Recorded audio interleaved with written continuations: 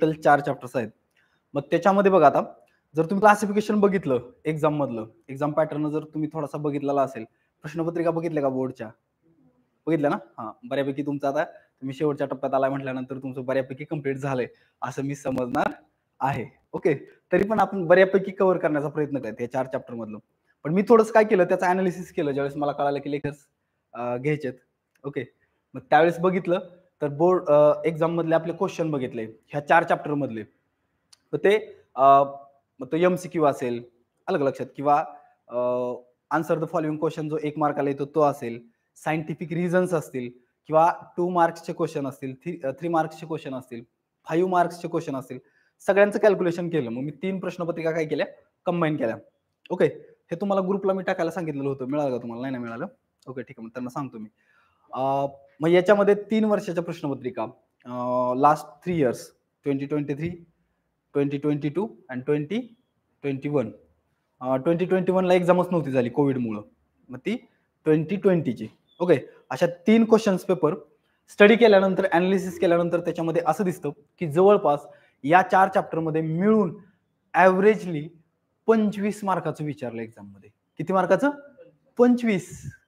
कळतंय? मला पण धक्का बसला. त्याचं कारण असं की पार्ट फर्स्ट मध्ये फक्त केमिस्ट्री आहे का? नाही. फिजिक्स पण आहे आणि हे फक्त 4 चॅप्टर आहेत. आणि मला असं वाटायचं की 2 नंबरचा जो चॅप्टर आहे किंवा 3 नंबरचा जो चॅप्टर आहे, दोन्ही पण चॅप्टर आहे. Periodic classification of the elements आणि तिसरा म्हणजे केमिकल रिएक्शनचा. तर हे दोन्ही खूप स्मॉल चॅप्टर्स आहेत. त्याच्यामुळे याचं इतकं वेटेज नसावं. आलं का लक्षात? पण 25 मार्काचं वेटेज म्हणजे जवळपास आपला टोटल जो पेपर आहे तो किती मार्कांचा आहे? 40 मार्कांचा आहे. त्याच्यापैकी 25 मार्क आपली इथं कव्हर होतात. म्हणजे आपण जर स्मार्टली बघत असू व्यवस्थित क्वेश्चन पेपर की कोणत्या चॅप्टरवरती किती प्रश्न येतात, बरोबर आहे? कोणत्या सेक्शनवरती येतात. कुठं रिसेंट म्हणजे कंटिन्युअसली प्रश्न विचारले जातात, फ्रिक्वेंटली क्वेश्चन्स विचारले जातात. याचा जर तुम्ही व्यवस्थित अभ्यास केला तर मला वाटतं मार्क मिळवणं तितकं खूप सोपं आहे. अभ्यास करणं तसं पाहिलं तर खूप अवघड आहे. कारण आपल्याला 2 पार्ट आहेत. पार्ट 1 आहे, पार्ट 2 आहे. 10 चॅप्टर्स आहेत, तिकडे 10 चॅप्टर्स आहेत. बरोबर आहे. खूप साऱ्या गोष्टी आहेत. पण मार्क त्या तुलनेत बोर्ड एक्झामला मिळवणं मात्र खूप सोपं आहे. त्याचं कारण असं की प्रश्न पण खूप सोपे विचारलेले आहेत. आणि मोस्ट ऑफ त्यातलं मला असं वाटतं की 60-70% जो पार्ट आहे, तो तुमच्या एक्झरसाइज मधनं सुद्धा विचारण्यात आलेला आहे. आलं का लक्षात? त्यामुळे फर्स्ट प्रायोरिटी आपली ही असली पाहिजे की बाबा आपल्याला एक्झाम जे एक्झरसाइज आहेत, त्याच्यातलं तरी सगळं येतंय. आणि त्याच्यानंतर मग इनसाइड द चॅप्टर्स ज्या काही गोष्टी असतील मायन्यूट लेव्हलला, त्या पण आपल्याला जर येत असतील तर आपण मग खूप जास्त बेनिफिटमध्ये असणार आहोत. ओके. सो मग परत एकदा 4 चॅप्टर्स आहेत आपल्याला. पिरियोडिक क्लासिफिकेशन आहे, केमिकल रिएक्शन्स आहेत, मेटल्स, नॉन मेटल्स तो वाला एक आहे 8 नंबरचा आणि 9th वाला तो कोणता आहे? Carbon compounds. आता आपण काय करूयात लेक्चरमध्ये साधारणतः आपल्याला 3 दिवसाचं शेड्यूल आहे. त्याच्यामध्ये आपण ट्राय करूयात की ह्या 3 वर्षाचे क्वेश्चन्स विचारलेले ते आपल्याला बघणं खूप गरजेचं आहे. कारण तिथून आपली डायरेक्शन सेट होणार आहे की आपल्याला स्टडी करताना आपण आता इथं सगळ्याच चॅप्टरचा स्टडी करत बसणार आहे का चारी पण? नाही. म्हणजे सुरुवातीला एकदम बेसिक कन्सेप्ट पासून ते एकदम ॲडव्हान्स्ड कन्सेप्ट पर्यंत आपल्याला इतका टाइम नाहीये. आपल्याला खूप कमी कालावधीमध्ये फक्त काय करायचंय? जास्तीत जास्त मार्क्स ओरिएंटेड कसं जाता येईल. ओके. म्हणजे फायदा झाला पाहिजे आपल्याला. जर आपण 25 मार्कांची तयारी करतोय सध्या, तर बऱ्यापैकी आपलं ते 25 मार्कापर्यंत कव्हर झालं पाहिजे. मग बाकीच्या राहिलेल्या चॅप्टर्स मधून तुम्ही काय करू शकता? बाकीचं कव्हर करू शकता. ओके. ठीक आहे. चलो. मग आपल्याला काय करूया? आपण 2 फाईल तयार केल्यात. एक आता ही फक्त पीवायक्यूची फाईल, प्रिव्हियस इयर क्वेश्चनची फाईल 3 वर्षाची आणि दुसरी एक फाईल मी तयार केलेली आहे. त्याच्यामध्ये काय आहे की या 4 चॅप्टर मधलं जे महत्त्वाचं जे राहिलेलं आहे, जे परीक्षेला येऊ शकतं असं. आलं का लक्षात? म्हणजे बोर्ड जे पेपर सेट करतात टीचर्स, त्यांच्या नजरेमध्ये ते क्वेश्चन्स लगेच येऊ शकतात. ते तसे क्वेश्चन सेट करू शकतात. अशी एक फाईल मी बनवलेली आहे. ते दोन्ही पण फाईल तुम्हाला मी काय करतो ग्रुपवरती त्यांना शेअर करायला लावतो. तुम्ही त्याची प्रिंट आउट काढा किंवा ते सॉल्व्ह करण्याचा प्रयत्न करा. त्याच्यामध्ये जे प्रश्न तुम्हाला विचारलेले आहेत, ते तुम्ही सॉल्व्ह करा. एकही प्रश्न शिल्लक ठेवू नका. लक्षात येते? कारण त्यातलं मोस्ट ऑफ विचारलं जाण्याची शक्यता आहे. खूप जास्त विचारला जाईल. मग त्याच्यामध्ये परत असं नकोय की तुम्ही तो प्रश्न सोडवला नव्हता आणि बरोबर तो एक्झाममध्ये विचारला आणि ते तुम्हाला त्या टाईमला तो तुम्हाला सॉल्व्ह करता येत नाही. खूप सोपे आहेत. फक्त ते तुम्ही एकदा बघितलेलं असणं गरजेचं आहे. ओके. जायचं पुढे मग? ठीक आहे. चलो. मग पहिल्यांदा आपण काय करूयात 2023 चाच रिसेंटचा जो क्वेश्चन पेपर आहे तो आपण एकदा काय करूयात, ओव्हरलुक करूयात. ओके, म्हणजे आपल्या एक गोष्ट लक्षात येईल की नेमकं ते विचारतायत काय, क्वेश्चन्स खरंच सोपे आहेत का, खरंच खूप अवघड आहेत का, एकदम मिडियम लेवलला आहेत. आलं लक्षात, सगळं आपल्याला कळून जाईल. चलो, पहिला क्वेश्चन आहे मग. हा तुम्हाला क्वेश्चन बघूनच लक्षात येईल का हा MCQ आहे. ओके, वर जरी तुम्हाला दिसत नसलं, मी फक्त काय केलंय तेवढाच प्रश्न तो कट केलेला आहे. लक्षात येते? हा, मग हा MCQ आहे. MCQचं उत्तर कसं लिहायचं असतं पेपरमध्ये? ऑप्शन लिहायचा असतो. मग कसं लिहिणार आहे तुम्ही? समजा हा 4 नंबरचा आहे, कसं लिहिणार याचं सांगा. हा, मग तुम्हाला काय करायचं आहे,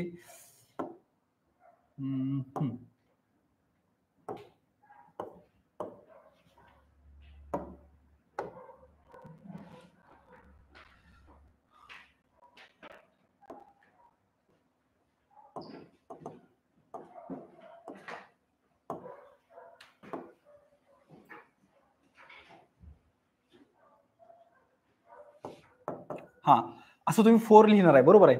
आणि त्याचं उत्तर कुठलं आहे? सी. तर तुम्हाला काय करायचंय, सी असं लिहायचं आहे तिथं. लक्षात येते? हे कॅपिटल्स मध्ये दिसत आहेत तुम्हाला, A, B, C आणि D. उगाच स्मॉल आपण स्वतःहून करायचं नाही. एक्झामिनर खूप मायन्यूट लेवलला इथं चेक करतात. का बरं इथं मायन्यूट लेवलला चेक करणं गरजेचं आहे? बिकॉज हा किती मार्काला प्रश्न आहे? 1. आणि तुम्हाला एकदम त्यांनी अॅक्युरेट विचारलंय, दिलंय पण व्यवस्थित. सो तुम्ही त्या पद्धतीने लिहिणं गरजेचं आहे. लक्षात येते? म्हणजे इथं क्लिअरली आपल्याला कळेल की 4 नंबरचा आहे, तो MCQ आहे. जो तुमचा काय तिथं क्वेश्चन असेल, क्वेश्चन नंबर 1 असेल, तो A असेल, बरोबर आहे. त्याच्यातला 4था आहे आणि त्याच्यामध्ये C आहे. हे बरोबर तुम्ही करणार आहात. लक्षात येते का? हा, पण जर समजा एखाद्या विद्यार्थ्याने काय केली, ते एक आयडिया केली, त्याला असं कळतंय की आपल्याला उत्तर तर काही याच्यामध्ये सापडत नाहीये. मग तो काय करतोय, पहिल्यांदा त्याला वाटतंय C उत्तर आहे, बरोबर आहे. नंतर काय करतोय, हा कोमा, त्याला वाटतं D आन्सर आहे, म्हणून तो काय करतोय, परत D करतोय. तर हे तुमचं बरोबर पकडलं जाईल का? नाही. पण तुम्ही काय म्हणताय, यातलं जे बरोबर आहे तेच फक्त चेक करा, बरोबर आहे का? म्हणजे परीक्षकांनी काय केलं पाहिजे, खरं तर याच्यावरती काट मारून हे बरोबर आहे म्हणून बरोबर केलं पाहिजे, असं असणार नाही. अगोदर तशी मेथड होती खरं. आलं का लक्षात? म्हणजे काय करायचं माहिती का, समजा इथं 4 केले ना, तो असं नव्हता करत. तो असं करायचा एक विद्यार्थी, समजा इथं C केले त्याने, इथंच लिहायचा 4, इथं काय करायचं, परत D. मग त्या परीक्षकाला काय करावं लागायचं, हे चुकीचं करावं लागायचं. समजा हे बरोबर आहे D, हे त्याला बरोबर करावं लागायचं. आलं का लक्षात? मग तो प्रत्येकच ऑप्शनला तसं करायचा, 1 नंबर A, 1 नंबर B, कळलं का? आलं का लक्षात? अशा पद्धतीने करायचं. पण आता तसं नाहीये, तुम्हाला एकच तिथं तो लिहायचा आहे, कोणता क्वेश्चन नंबर आहे तो, आणि त्याचा आन्सर तुम्हाला काय करायचंय, तिथं मार्क करायचं आहे. जमेल का? नक्की. प्रश्न काय विचारलाय बघूयात आपण. Good conductor of electricity is dash dash dash. पहिला पर्याय ब्रोमिन, दुसरा आयोडीन, तिसरा ग्राफाइट आणि चौथा आहे सल्फर. काय वाटतं उत्तर कोणतं असेल? ग्राफाइट.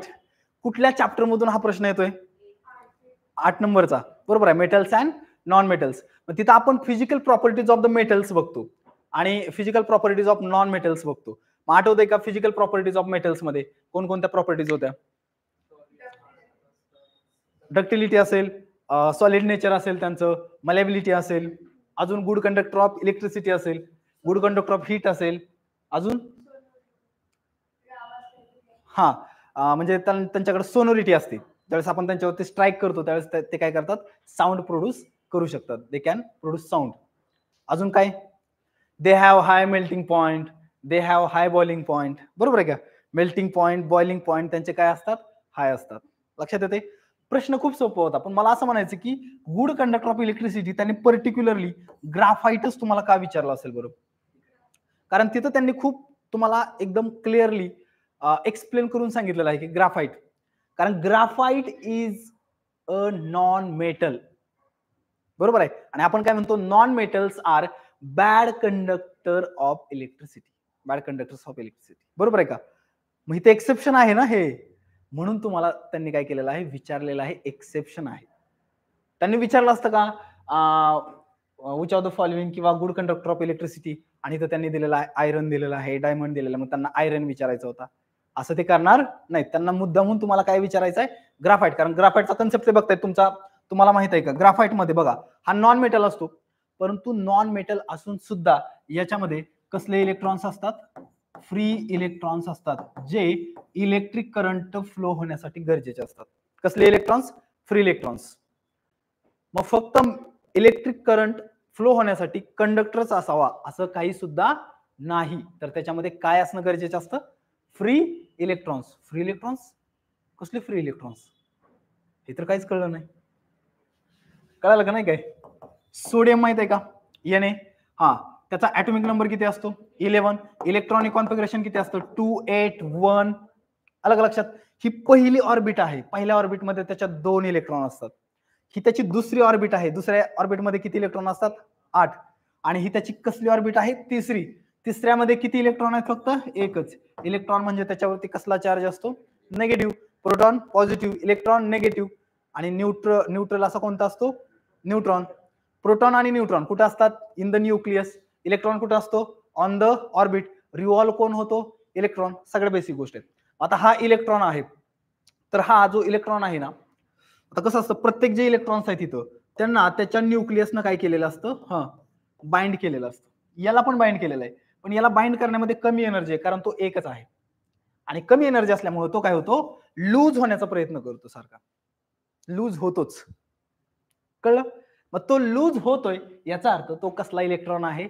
Free electron. हे लूज होत आहेत का 2 आणि 8? नाहीत होत, कारण ते फुलफिल्ड आहेत. त्यांच्या ऑर्बिट कंप्लीट आहेत. कारण पहिल्या ऑर्बिटमध्ये मॅक्झिमम किती इलेक्ट्रॉन्स बसू शकतात? के, एल, एम आणि एन अशा 4 ऑर्बिट असतात. माहिती आहे तुम्हाला? एक नंबर, 2 नंबर, 3 नंबर आणि 4 नंबर. ही के. याच्यामध्ये मॅक्झिमम किती इलेक्ट्रॉन बसू शकतात? 2. याच्यामध्ये किती? 8. याच्यामध्ये 18 आणि याच्यामध्ये 32. हा प्रश्न विचारलाय बोर्ड एक्झामला. M shell contain maximum dash dash number of electrons. किती?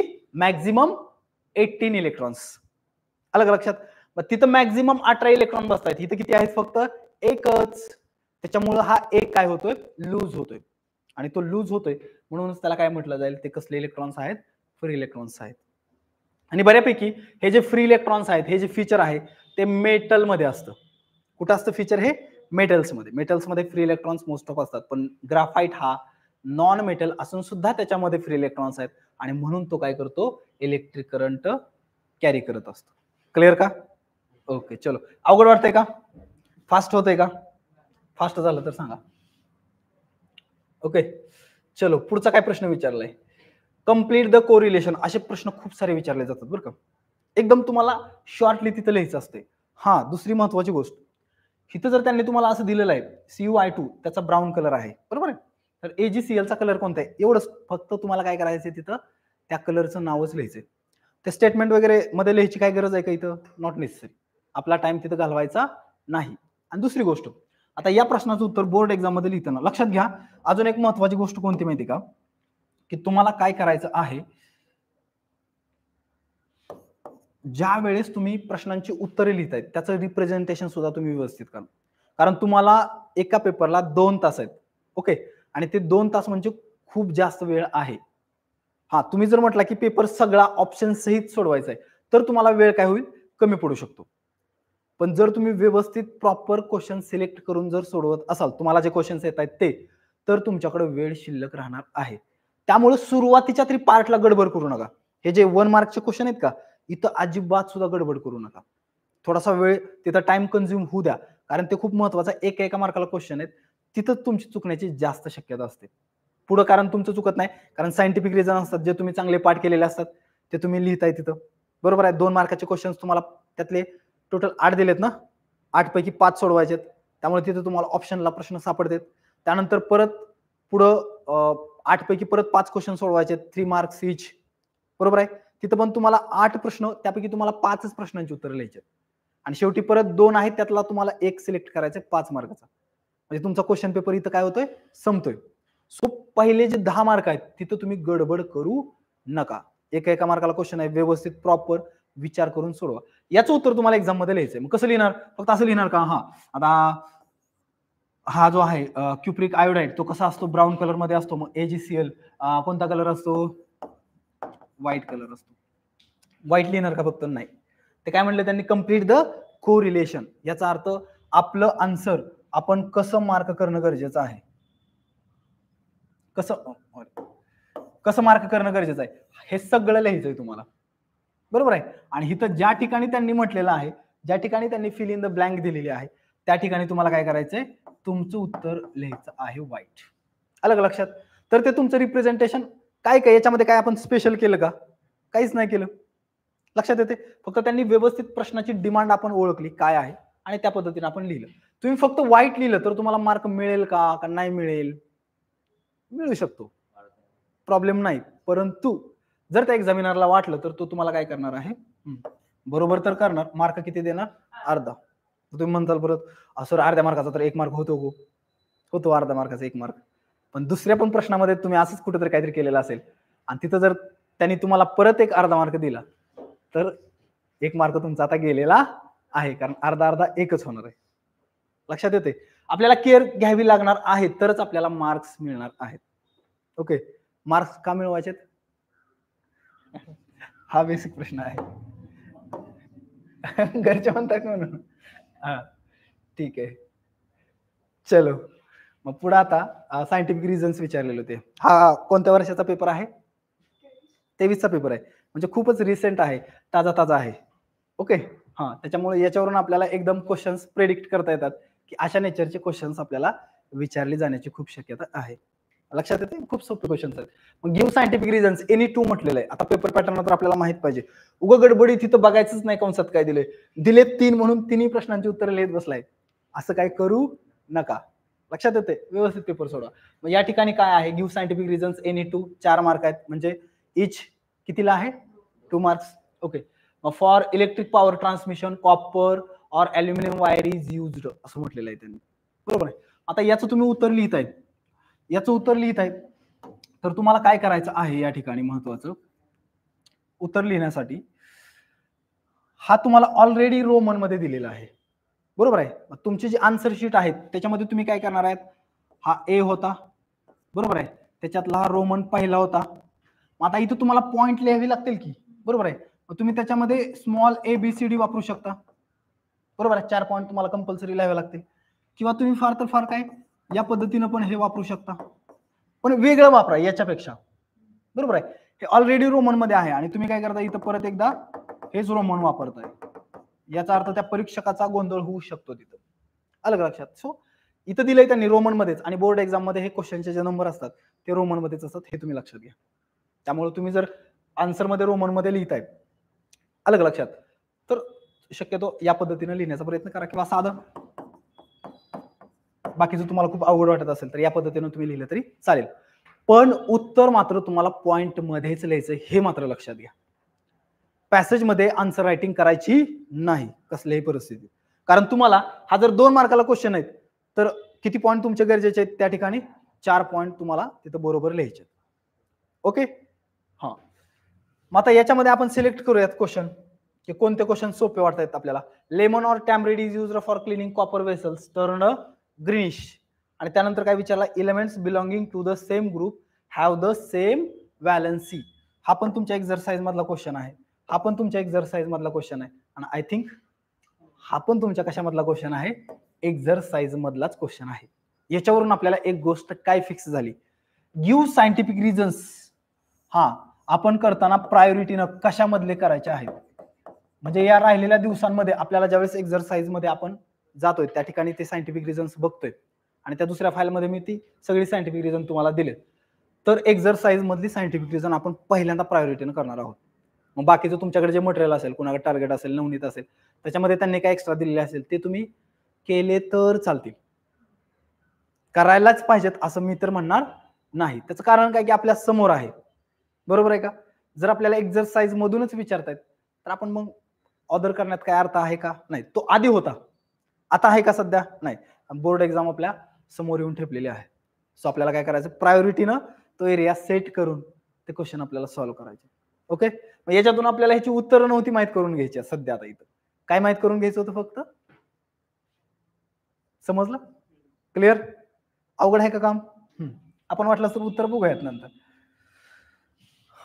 हा त्याच्यानंतर आता पुढचा क्वेश्चन त्यांनी काय विचारला होता? हा झाला बघा. वरचे किती 2 झाले ते क्वेश्चन? 2 मार्क्स अधिक हे किती मार्क? 4 मार्क्स. पुढे काय दिले त्यांनी बघा 2. कंप्लीट द फॉलोइंग रिएक्शन 2 मार्कला क्वेश्चन आय थिंक विचारलेला आहे. 2 मार्क्स. ही रिएक्शन फक्त तुम्हाला कंप्लीट करायची. याचा अर्थ काय? आणि ऑलरेडी ही रिएक्शन तुमच्या चॅप्टर मध्ये दिलेली आहे. कळतंय का काय आहे हे? शुगर. माहिती का फॉर्म्युला काय असतो शुगरचा? C12H22O11. म्हणजे कार्बनचे किती मॉलिक्युल्स आहेत? 12 मॉलिक्युल्स आहेत. हायड्रोजनचे किती आहेत? 22. ऑक्सिजनचे किती आहेत? 11 आहेत. त्याला आपण काय करतोय? हीट करतोय. हीट केल्यानंतर बघा शुगरला आपण ज्यावेळेस हीट करतो त्यावेळेस त्याच्यामधून काय रिलीज होणार आहे? कार्बन आणि H2O. कार्बन का फक्त म्हणजे फक्त कार्बन का CO2 रिलीज होणार आहे? नीट आठवा. फक्त कार्बन तयार होणार आहे. बरोबर आहे? हा. कारण तो जो कार्बन असतो तो ब्लॅक कार्बन तयार होतो. कसला कार्बन तयार होतो? ब्लॅक. आपण पण घरी बघा ही रिएक्शन करत असताना समजा घरी आपल्या जे काही युटेन्सिल्स असतील त्याच्यामध्ये आपण ते घेतोय, साखर घेतो आणि त्याला फक्त तुम्ही हीट करा. हे हीटचं सिम्बॉल आहे. ही रिएक्शन आहे. लक्षात येते? हा. त्याला जर आपण हीट केलं तर हीट केल्यानंतर आपल्याला लक्षात येईल की फक्त एक म्हणजे काळसर असा भाग त्या युटेन्सिल्स वरती तयार होतोय. मग तो काळसर तयार झालेला भाग म्हणजे काय आहे? हा ब्लॅक कार्बन आहे. ओके. आणि बाकी थोडंसं पाणी पण तयार होईल. ते काय होणार आहे? तिथं हीट असल्यामुळं इन द वॉटर वेपर ते काय होणार आहे? बाहेर पडणार आहे. मग ते वॉटर वेपर मध्ये बाहेर पडते. So H2. आया समज में? रिएक्शन ज्यावेळेस आपण रायटिंग करतो त्यावेळेस ती कशी असली पाहिजे? बॅलन्स्ड असली पाहिजे. विदाउट बॅलन्स तुम्हाला म्हणजे कुणालाही कॉन्टॅक्ट करता येणार नाही, बोलता येणार नाही. तसं रिएक्शन जर बॅलन्स मध्ये नसेल तर ती रिएक्शन तुमची बरोबर आहे असं पकडलं जाणार नाही. मग बॅलन्स करणं अवघड असतं का? अजिबात नाही, काहीच नाही. इथं फक्त मोजायचे. ही लेफ्ट साइड आहे, ती राईट साइड आहे. इकडे रिएक्टंट्स असतात, तिकडे काय असतात? Products. Reactants are written on the left hand side of the reaction. आले लक्षात ते सगळे रूल्स. मग आता कार्बन किती आहेत? 12. मग इथं काय करायचं? फक्त आपण 12 कार्बन करायचे. त्याच्या पायात मात्र लिहायचं नाहीये. आपण फक्त कोएफिशियंट चेंज करू शकतो. काय चेंज करू शकतो? कोएफिशियंट. मला सांगा बरं 5x. x चा कोएफिशियंट किती आहे? कळतंय? असं असतं का? x5 is the coefficient of x. असं असतं का? नाही. ही मेथड नाही यूज करणार आपण. आपण काय करतो? हे बरोबर आहे. आपण फक्त कोएफिशियंट त्या ठिकाणी काय करतो? चेंज करतो. मला सांगा बरं या x चा कोएफिशियंट किती आहे? 1. काहीच नाही म्हणजे तिथं काय आहे? 1 आहे. फक्त तो दाखवला काय नाही दाखवला काय त्याला काय फरक पडत नाही. तसं हा एकच कार्बन होता. मग त्याला आपण किती केले? त्याचे 12 तयार केले. मग कार्बन बॅलन्स झालेला आहे पण हायड्रोजन राहिलेला आहे बॅलन्स व्हायचा आणि ऑक्सिजन पण राहिलेला आहे बॅलन्स व्हायचा. मग काय करावं लागेल आपल्याला? ऑलरेडी हायड्रोजन आपल्याकडे किती आहेत? 2. मग 2 हायड्रोजन इथं तर 22 आहेत. मग आपल्याला टेबल्स लहानपणी आपण शिकलेलो ते इथं काय करतात? उपयोगी पडतात. बरोबर आहे? आयुष्य खूप सुंदर आहे जर टेबल आपल्याला येत असतील. बरोबर आहे? मग आपण काय करायचं? इथं हायड्रोजन 2 आहेत. आपल्याला काय करावं लागतील? इथं 11 करावं लागतील. 11 दोन्ही किती होतील? 22 होतील. म्हणजे हायड्रोजन या ठिकाणी बॅलन्स होतो. राहतो कोण आता? ऑक्सिजन. ऑलरेडी तो बॅलन्स झालेला आहे बघा. कारण हे 11 फक्त या हायड्रोजन साठी नाहीये तर ह्या काय आहे? ते ऑक्सिजन साठी सुद्धा आहे. सो अशी रिएक्शन तुम्ही लिहिल्यानंतर काय होणार आहे? तुम्हाला किती मार्क मिळणार आहेत? 2 मार्क मिळणार आहेत. मग आता तुमचं काम काय आहे? ज्यावेळेस आपण चॅप्टर नंबर 3 चा अभ्यास करतोय त्यावेळेस तिथं ज्या आपल्या त्या चॅप्टर मध्ये कंप्लीट द फॉलोइंग रिएक्शन्स असे जिथं जिथं क्वेश्चन्स दिसतात ते प्रायोरिटीनं सोडवणं गरजेचं आहे. कारण ते क्वेश्चन्स येत आहेत. आलं लक्षात? नक्की? अवघड आहे का? खूपच अवघड आहे. नाही ना असं काय? खूप सोपं आहे. नक्कीच तुम्हाला जमू शकतं. त्याच्यानंतर आता हा क्वेश्चन त्यांनी विचारलेला आहे. आय थिंक हा पण 2 मार्कचा क्वेश्चन आहे. काय विचारलंय त्यांनी?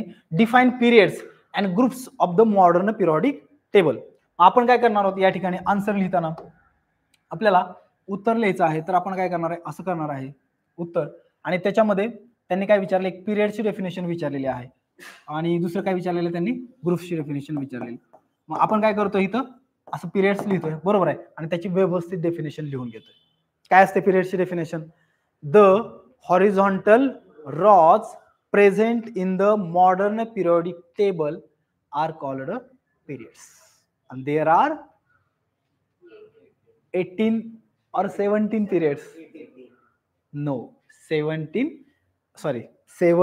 periods. There are 7 periods. म्हणजे आपण काय म्हणले? हॉरिझॉन्टल लाईन्स म्हणतोय आपण. काय म्हणतोय त्याला आपण? Horizontal lines. तर अशा किती आहेत? फक्त 1 2 3 4 5 6 7. There are only 7 periods and how many groups are present there? 18 groups are present there. Total groups किती आहेत? 18, कारण कॉलम खूप जास्त आहेत. आलं लक्षात? आणि आपण बघतो इथं की हॉरिझॉन्टल जे आहेत ते हॉरिझॉन्टल मात्र काय आहेत? कमी आहेत. हॉरिझॉन्टल किती आहेत? 7. लक्षात कसं ठेवणार हे? पिरियड 7च आहेत आणि ग्रुप्स किती आहेत? 18 आहेत. लक्षात कसं ठेवणार? कसं लक्षात ठेवणार? हा, थाला फॉर रिझन. इथं थाला पण नाही किंवा MS पण नाही. तसं काय असतं तर आपल्याला ते लक्षात राहिलं असतं. बरोबर आहे? हा, तर इथं तुम्ही काहीतरी ट्रिक अशी बनवत जावा जेणेकरून तुम्हाला एक्झाम मध्ये लगेच तिथं गोंधळ होणार नाही की पिरियड. आता जिथं गोंधळ जसं झालं की पिरियड्स किती आहेत, ग्रुप्स किती आहेत, मग कळत नाही. आलं लक्षात? शक्यतो कसं लक्षात ठेवायचं की जर तुम्हाला तो जर पिरियडिक टेबल तुमच्या डोळ्यासमोर येत असेल तर तिथे तुम्हाला कळून जाईल की हा, कॉलमची संख्या खूप जास्त आहे. अलग लक्षात? 1 to 18 पर्यंत काय आहेत? कॉलम्स आहेत. मग कॉलम्स म्हणजे काय? ग्रुप्स. बरोबर आहे का? म्हणून परत मग ग्रुप्सची डेफिनेशन इथं तयार होईल. काय? The vertical columns present in the modern periodic table are known as groups. आणि एक्स्ट्रा माहिती तुम्ही देऊ शकता त्यांना बरं का, वाटलंच तर. देणं नेसेसरी नाही की there are 18 groups present in modern periodic table. बस तुमची डेफिनेशन फुलफिल. 2 पैकी 2 मार्क तुम्हाला इथं मिळणार आहेत. समज में आया? अवघड आहे का? तो अख्खा चॅप्टरचा जर आपण विचार केला तर त्याच्यामध्ये सुरुवात कशापासून होते त्या चॅप्टरची? जसं की सुरुवातीलाच काय आहे? डोबेरायने ट्रायड्स. डोबेरायने ट्रायड्स आहे, मेंडेलिव्ह लॉ ऑफ ऑक्टेव्हज आहेत. बरोबर आहे? त्याच्यानंतर काय होतं? मेंडेलिव्ह गेल्यानंतर न्यूलँड येतो, नंतर मेंडेलिव्हचा पिरियडिक टेबल येतो. तो मेंडेलिव्हचा पिरियडिक टेबल झाल्यानंतर परत मॉडर्न पिरियडिक टेबल येतो, नंतर त्याच्यातल्या प्रॉपर्टी येतात. खूप साऱ्या गोष्टी आहेत, पण त्यांनी विचारलीच काय तुम्हाला पर्टिक्युलर? फक्त खूप सोपं विचारले. फक्त तुम्हाला काय विचारले? त्यांनी डिफाईन विचारलेलं आहे. कारण तुम्हाला त्यांना फक्त मार्क म्हणजे मार्क द्यायचे असं समजा. थोड्या वेळ खूप सगळे अवघड प्रश्न विचारले तर मार्क्स मिळतील का? नाहीत मिळणार. अलग लक्षात? त्यामुळे तुम्हाला मार्क्स द्यायचे त्यांना, स्वतःहून द्यायचे. म्हणून ते तुम्हाला काय करायचं? सोपे क्वेश्चन विचारतात. सो तुम्ही तो एरिया पण टार्गेट करणं गरजेचं या ठिकाणी आहे. ओके, मग उत्तर याचं कसं लिहायचं? पिरियड, त्याची डेफिनेशन. जास्त एक्सप्लेन करत बसायचं नाही. हा, जर त्यांनी जर म्हटले की एक्सप्लेन द टर्म तर त्याच्यात तुम्ही एक्सप्लेन करा ती टर्म, म्हणजे त्याची डेफिनेशन येईल, त्याचं एक्झाम्पल येईल. आलं लक्षात? पण ते जर फक्त तुम्हाला म्हणताय डिफाईन करा फक्त, तर फक्त तुम्ही डिफाईन केलं तरी ते सफिशियंट आहे. ओके, चलो. मग इथं नंतर काय करणार? तुम्ही ग्रुप्स असं टायटल देणार आहे आणि त्याच्यामध्ये त्याचं एक्सप्लेनेशन म्हणजे त्याची डेफिनेशन तुम्ही काय करणार आहे? इथं लिहिणार आहात. बरोबर आहे? 2 पैकी 2 मार्क इथं या ठिकाणी तुम्हाला मिळून जातील. हा, त्याच्यानंतर पुढचा क्वेश्चन आहे. हा, हे क्वेश्चन मला तर खूप आवडतात बरं का, कारण एकतर हे क्वेश्चन खूप सोपे असतात आणि आपल्याला सहजासहजी याची उत्तर काय करता येऊ शकतात? देता येऊ शकतात. क्वेश्चन काय आहे? पहिल्यांदा बघूयात, हा किती मार्काचा क्वेश्चन आहे? 3 मार्कचा क्वेश्चन आहे. इथलं कट झालेला आहे. याच्या अगोदरचे बघितलेले आपण आता कोणकोणते क्वेश्चन बघितले? सुरुवातीला ते 2 मार्काचे बघितले, बरोबर आहे? त्याच्यानंतर म्हणजे 1-1 मार्काचे 2 क्वेश्चन बघितले. त्याच्यानंतर 2-2 मार्काचे 2 बघितले. म्हणजे किती मार्क क्वेश्चन किती झाले? 4. आणि सायंटिफिक रिझन 4 मार्काचे बघितले की 8. ते धरून का? बरं ठीक आहे, शेवटी आपण त्याचं कॅल्क्युलेशन करूया. हा, आता लगेच नको टेन्शन घ्यायला. क्वेश्चन बघा काय? An element has its electronic configuration as 281. Now answer the following questions. असे क्वेश्चन्स तुम्ही टार्गेट करायचे आहेत. खूप सारे क्वेश्चन्स तुम्हाला त्या चॅप्टरमध्ये दिसतील, या पण चॅप्टरमध्ये दिसतील, आणि 8 नंबरचा जो चॅप्टर आहे त्या चॅप्टरमध्ये पण तुम्हाला असे क्वेश्चन दिसतील की तिथं पर्टिक्युलर असे क्वेश्चन आहेत. मग ते क्वेश्चन्स का विचारले जातात माहिती का? काय झालं? कोण?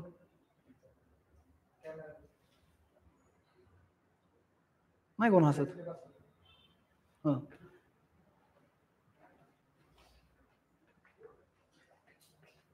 हा, टीचर वगैरे आहेत का?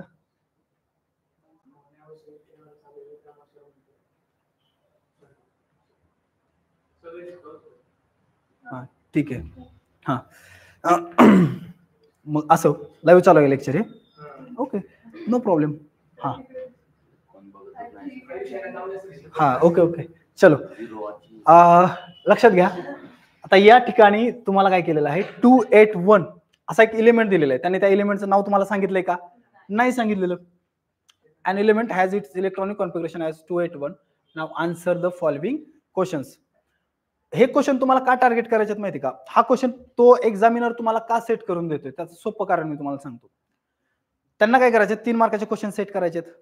सो ते ज्यावेळेस ते क्वेश्चन सेट करायला जात आहेत, ज्यावेळेस ते बघतायत एक आपल्या बुक मध्ये जात आहेत, लगेच त्यांना असा क्वेश्चन दिसतोय.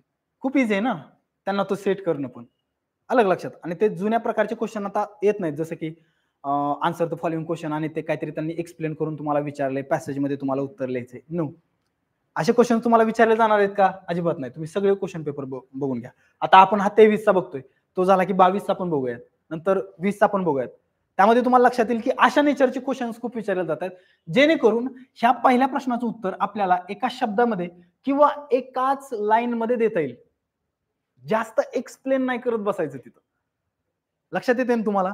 मग तुम्ही असे क्वेश्चन जास्त टार्गेट करायचे अभ्यास करत असताना. हे तुमच्यासाठी काय आहेत? जास्त महत्वाचे आहेत. या ठिकाणी पण बघा, आता what is the atomic number of this element हा क्वेश्चन तुम्हाला विचारलेला आहे. हा जो पीडीएफ आहे तो पीडीएफ तो काय करूया, तुम्हाला प्रिंट देऊयात म्हणजे सोपं जाईल.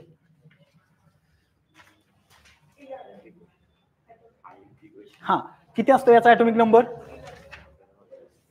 11. बरोबर आहे. आपण मगाशीच बघितला तो. नाही असू दे. हा, हे झाल्यानंतर तेच आहे, हे आपल्याकडे समोर आहे.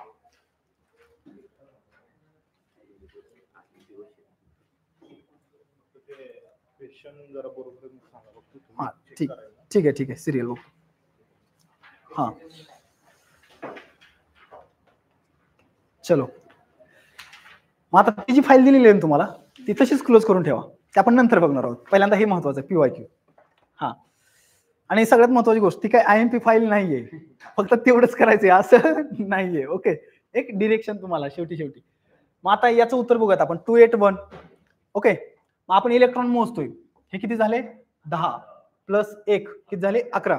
11 नंबरला कोण आहे? याचा अर्थ आता तुम्हाला 1 ते 20 पर्यंत आठवतंय का काय?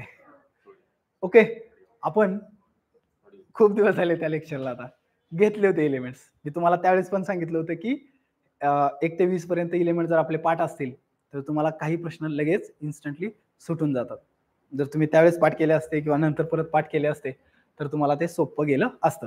मग हायड्रोजन पासून आपण काय करूयात, एकदा कॅल्शियम पर्यंत जाऊयात. हा, hydrogen, helium, lithium, beryllium, boron, carbon, nitrogen, oxygen, fluorine, neon, sodium, magnesium, aluminium, silicon, phosphorus, sulphur, chlorine, argon, potassium, calcium.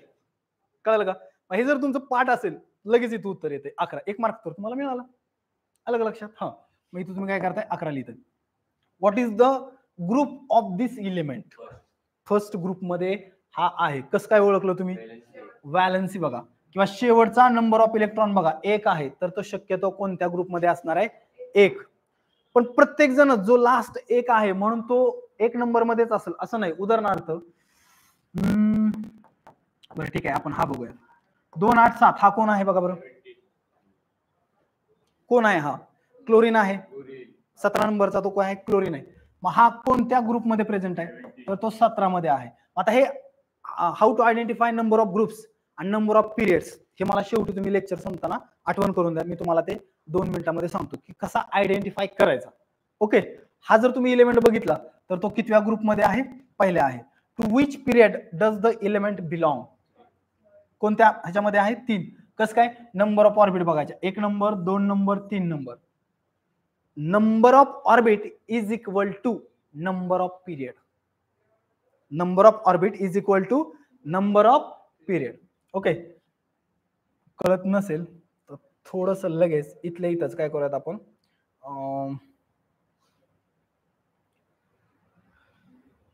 घेऊयात लगेच एक्सप्लेन करून.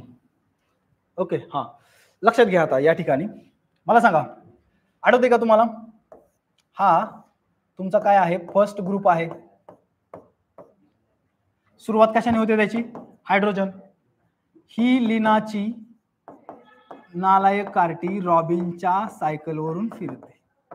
आठवलं का काय? हा, तुम्हाला नव्हतं घेतलं, ते 10वीच्या वर्गाला घेतलं होतं त्यावेळेस, बरोबर आहे. Hydrogen, lithium, sodium, potassium, rubidium, caesium आणि फ्रान्सियम हा आहे तुमचा फर्स्ट ग्रुप. ही लिनाची नालायक कार्टी रॉबिनच्या सायकलवर फिरते. लिना कोण, रॉबिन कोण आपल्याला माहित नाही. ओके, हा, आपण ती फक्त ट्रिक बनवतो आपल्याला लक्षात ठेवण्यासाठी. त्याच्यानंतर लगेच इथं काय आहे, दुसरा पण याला काय आहे, लगेच ग्रुप अटॅच आहे, बरोबर आहे का. लिथियम झाल्यानंतर कोण असतो, बेरिलियम. बेगम का सरबरा. ओके, मग आता हा कोणता ग्रुप आहे, 2 नंबरचा सेकंड ग्रुप आहे. तिथून लगेच तुमच्या एक गोष्ट लक्षात येऊन जाईल की इथून अशा पद्धतीनं हा काय होतो, तिसरा ग्रुप तयार होतो. चौथा, पाचवा, सहावा, सातवा, आठवा, 9वा, 10वा, 11, 12 आणि 13ला नंतर परत ते वरून त्या एलिमेंटची काय होते, रचना तयार झालेली तुम्हाला दिसते. मग 13 ते 18 पर्यंत कंप्लीट होतात, बरोबर आहे का. मॉडर्न पिरियोडिक टेबल आपण बघूयात लवकरच. याच्यामध्ये आपण काय करतोय आता, हा क्वेश्चन आपल्याला सॉल्व्ह करायचा. कोणता, what is the group of this element असं त्यांनी विचारले. मग आपल्याला प्रत्येक एलिमेंटचा ग्रुप आयडेंटिफाय करता येईल का, येस आयडेंटिफाय करता येईल, पण तो कसा ते नीट लक्षात घ्या. समजा हा लिथियम आहे, लिथियम, तर त्याचं कसं विचारलं जाईल तुम्हाला, 2 1 हा लिथियम आहे.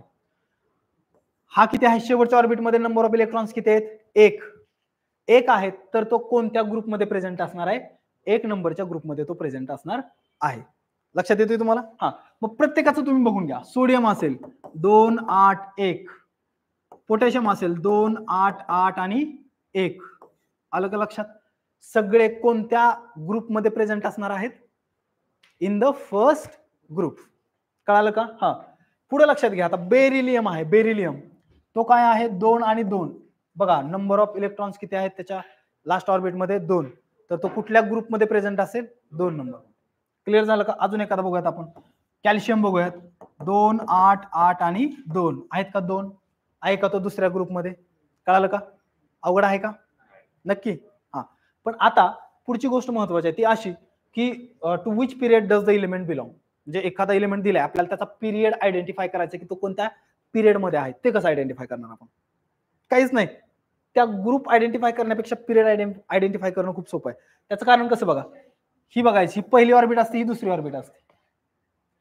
हे मी फक्त अर्धच लिहितोय, हे पूर्ण असतं माहिती आहे ना.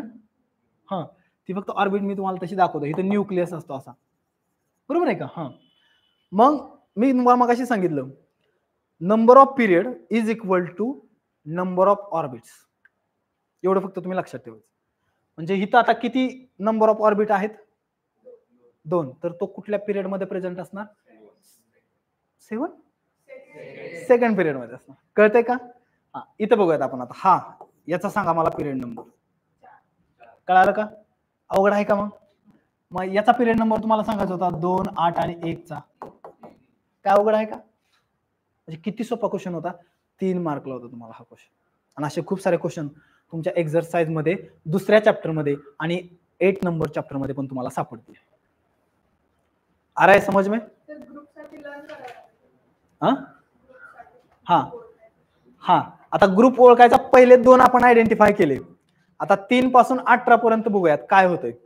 ओके, या ठिकाणी आता तुम्हाला हे जे 3 पासून 12 पर्यंत आहेत ना, याचं तुम्हाला टेन्शन घेऊ नका, विचारलं जाणार नाही. त्याचं कारण असं की हा इथं कॅल्शियम आहे, कॅल्शियम झाल्यानंतर 20 संपतो ना, म्हणून लगेच 21वा स्कॅन्डियम तिथं तो चालू होतो. स्कॅन्डियम, टिटॅनियम, व्हॅनेडियम वगैरे हे चालू होतात. झिंक पर्यंत 30 नंबर आहे.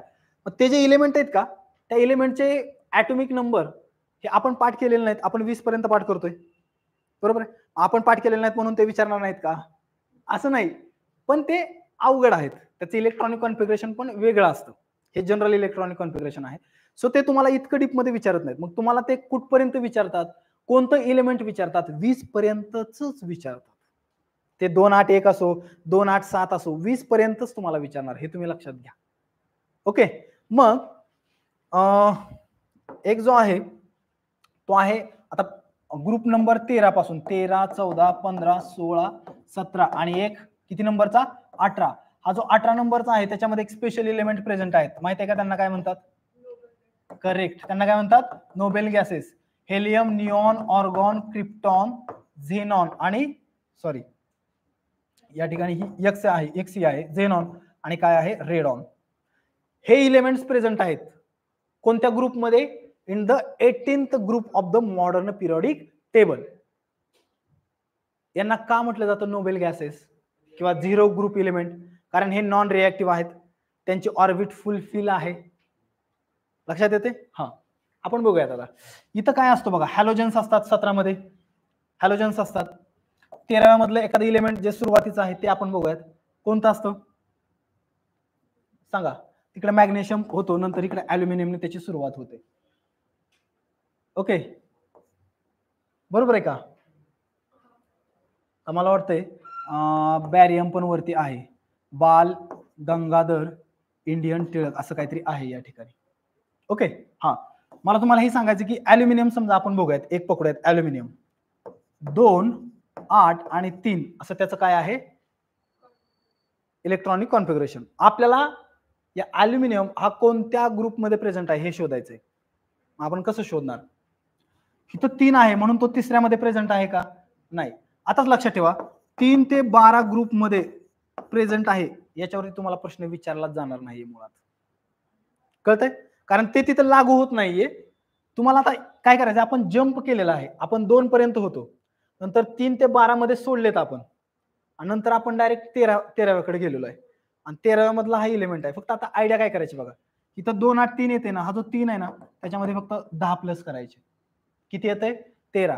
तो 13व्या ग्रुपमध्ये प्रेझेंट असेल. सगळीकडे आता लागू होते त्या. इथला बघूयात आपण, कार्बन नावाचा हित असतो. कार्बन, त्याचं इलेक्ट्रॉनिक कॉन्फिगरेशन कसं असतं? 2 आणि 4. मग 4 असतं, तर ह्याच्यामध्ये तुम्हाला मी सांगितलं किती ऍड करायचे? फक्त 10. किती झालं? 14. आहे का तो 14 मध्ये प्रेझेंट? Yes, definitely.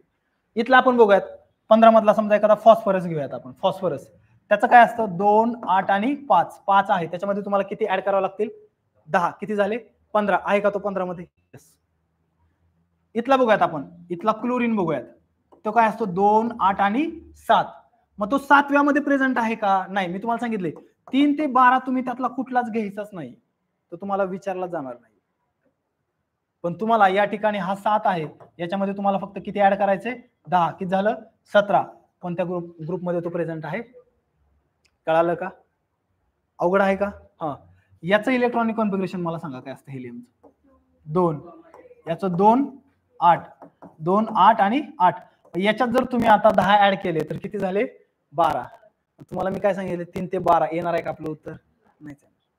आणि हेलियम तर तुम्हाला असंच माहित पाहिजे की तो कुठल्या ग्रुपमध्ये प्रेझेंट आहे? 18th ग्रुपमध्ये आहे, तो असाच माहित पाहिजे. कळतंय? ही काय अशी डेफिनेटली मेथड नाही, म्हणजे मॅथमॅटिक्स सारखं कॅल्क्युलेशन नाही की एक्झॅक्ट तो तसंच आलं पाहिजे. तो काय रूल नाहीये. लक्षात येतं तुम्हाला? आपल्याला एक्झामसाठी आपण ते बघतोय तसं. हा, हिथं मात्र तसं होऊ शकतंय. आता 8 आहे, त्याच्यामध्ये किती प्लस करतोय आपण? 10. किती झाले? 18. आहे का तो 18व्या ग्रुपमध्ये? पुढे पण तो सिमिलर त्या पद्धतीनं तो पॅटर्न फॉलो होईल. म्हणजे आता तुम्हाला कुठलंही इलेमेंट आपण रॅन्डमली समजा विचारलं तर ते तुम्हाला त्याचं उत्तर लिहिता येईल का? विचारू का एक? मग नको? हा, विचारूयात मग. सांगा मला तुम्ही, एक इलेमेंट आहे, त्याचं इलेक्ट्रॉनिक कॉन्फिगरेशन आहे 2, 8 आणि 9. तर तो कोणत्या ग्रुपमध्ये प्रेझेंट आहे? थिंक इट, विचार करा. हे खूप महत्वाचं आहे. तिथं 9 असणार नाही, असं कुठलं इलेमेंटच नाहीये मुळात. लक्षात येते? ह्याचं इलेक्ट्रॉनिक कॉन्फिगरेशन कसं येणार आहे? सो हे 2 येईल, हे 8 येईल, हे 8 येईल आणि मग हे 1 येईल. कळलं का? कारण तिसऱ्या ऑर्बिट मध्ये मॅक्झिमम किती इलेक्ट्रॉन बसू शकतात? 8. आपण 18 म्हटलं होतं मगाशी, पण 8च तिथं फुलफिल होतात, ऑर्बिट कंप्लीट होते. म्हणजे म्हणताना आपण 18 म्हणायचे, त्यांनी विचारलं तर आपल्याला 18च लिहायचं आपण, पण प्रत्यक्षात मात्र भरत असताना इलेक्ट्रॉन ते काय होतात? 8 भरतात आणि ते सॅटिस्फाय होतं. 9 भरायला लागले ते म्हणतात नको नको, 1 आहे तो पुढच्या ऑर्बिटमध्ये टाका. आमच्याकडे आमची कॅपॅसिटी काय झालेली आहे? फुल झालेली आहे. आता याचं सांगा मग. आता नक्की का?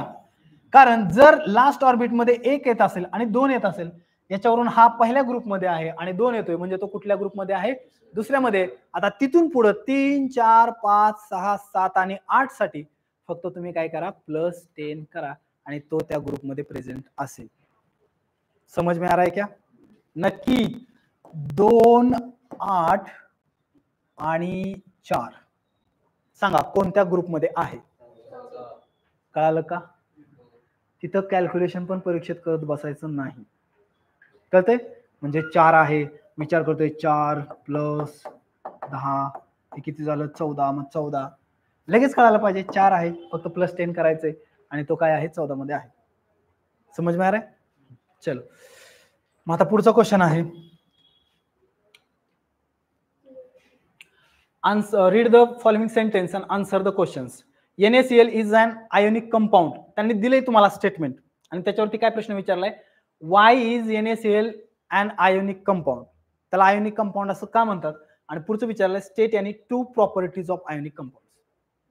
बरोबर आहे, म्हणजे त्याच्यात तुम्हाला किती प्रॉपर्टीज लिहायच्यात, 2 प्रॉपर्टीज लिहायच्यात आणि ते का आयोनिक कंपाऊंड आहे, त्याला आयोनिक कंपाऊंड असं का म्हणायचं याचं त्यांनी तुम्हाला काय विचारलेलं आहे, म्हणजे त्याचं रिझन तुम्हाला विचारलेलं आहे. मग आपण बघा उत्तरामध्ये काय करतोय, पहिल्यांदा आपल्याला माहित पाहिजे की NaCl हे आयोनिक कंपाऊंडच आहे आणि ते ऑलरेडी आपल्याला क्वेश्चन मध्ये त्यांनी तसं सांगितलंय पण. ओके, सो आपण त्याला मनाने कोव्हॅलंट कंपाऊंड आहे असं काय म्हणण्याची गरज नाही, ते आयोनिक आहे दिले पण त्यांनी ऑलरेडी. मग आता बघा का ते आयोनिक कंपाऊंड आहे याचं उत्तर आपण बघूयात. आपल्याला माहिती आहे सोडियम त्याचं इलेक्ट्रॉनिक कॉन्फिगरेशन असतं 281 आणि क्लोरीन त्याचं इलेक्ट्रॉनिक कॉन्फिगरेशन असतं 287. बरोबर आहे, आपल्याला माहिती आहे 281 जो शेवटचा इलेक्ट्रॉन आहे तो काय करतो, सोडियम लूज करतो, डोनेट करतो आणि ऍक्सेप्ट कोण करतो, क्लोरीन. तो क्लोरीन तयारच असतो, दे म्हणतो.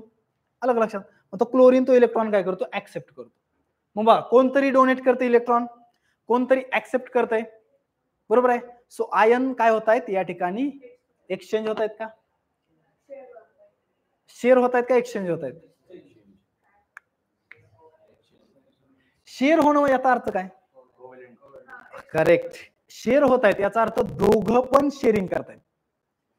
पण इथं शेअरिंग नाही होतंय, इथं काय होतंय, डोनेट होतोय, डोनेट होतोय.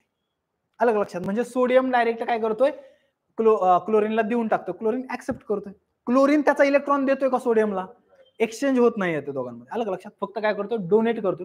आणि असं जे डोनेट करून, अलग लक्षात, मेटल्स काय करतात, ऑलवेज इलेक्ट्रॉन डोनेट करतात, non metal always electron accept करतात आणि त्याच्यातून जे कंपाऊंड तयार होतं त्या कंपाऊंडला कसलं कंपाऊंड म्हणायचं असतं, आयोनिक कंपाऊंड असं म्हणायचं असतं. आयोनिक कंपाऊंडच्या प्रॉपर्टी आपण बघत असताना आपल्या एक गोष्ट लक्षात येईल की ते अशा चार्जेसच्या अट्रॅक्शन मुळे तयार होतं. कसल्या अट्रॅक्शन मुळे तयार होतं, चार्जेसच्या अट्रॅक्शन मुळे तयार होतं. एकदा ते बघूयातच आपण नीट व्यवस्थित. हा, मग आता चार्जेसच्या अट्रॅक्शन मुळे काय होतं बघा, सोडियम आहे लक्षात घ्या, 281 हा एक इलेक्ट्रॉन दिला जाईल, एक इलेक्ट्रॉन दिला जातो, याचा अर्थ सोडियमच्या डोक्यावरती एक पॉझिटिव्ह चार्ज तयार होतो. कारण अगोदर 11 पॉझिटिव्ह होते आणि 11च काय होते, निगेटिव्ह होते. 11 मधला आता एक निगेटिव्ह गेलाय, याचा अर्थ एक पॉझिटिव्ह शिल्लक राहिलाय की त्याच्याकडे, तो शिल्लक राहिलेला त्याच्या डोक्यावरती येतो. ओके, पुढं क्लोरीनच्या बाबतीत 2, 8 आणि 7 इथं त्याला एक इलेक्ट्रॉन कमी पडतोय, मग जो सोडियमनं एक इलेक्ट्रॉन काय केलेला, यालाच दिलेला आहे. मग आता काय झालं, याच्याकडे बघा, क्लोरीन कसा तयार होतो, Cl-. का बरं, त्याच्याकडे अगोदर 17 प्रोटॉन होते म्हणजे पॉझिटिव्ह चार्ज होते. Number of protons is equal to number of electrons, माहिती आहे ना, जेवढे पॉझिटिव्ह असतात तेवढेच काय असतात, निगेटिव्ह असतात. त्याच्यामुळे इथं 17 काय आहेत, पॉझिटिव्ह चार्जेस होते आणि 17च काय होते, निगेटिव्ह होते. पण आता एक वाढलाय ना निगेटिव्ह, मग एक निगेटिव्ह वाढला म्हणून त्याच्या डोक्यावरती तो आपण दाखवला. आणि मग आता बघा अपोजिट चार्जेस तयार झाले, या दोघांमध्ये काय असणार आहे, अट्रॅक्शन.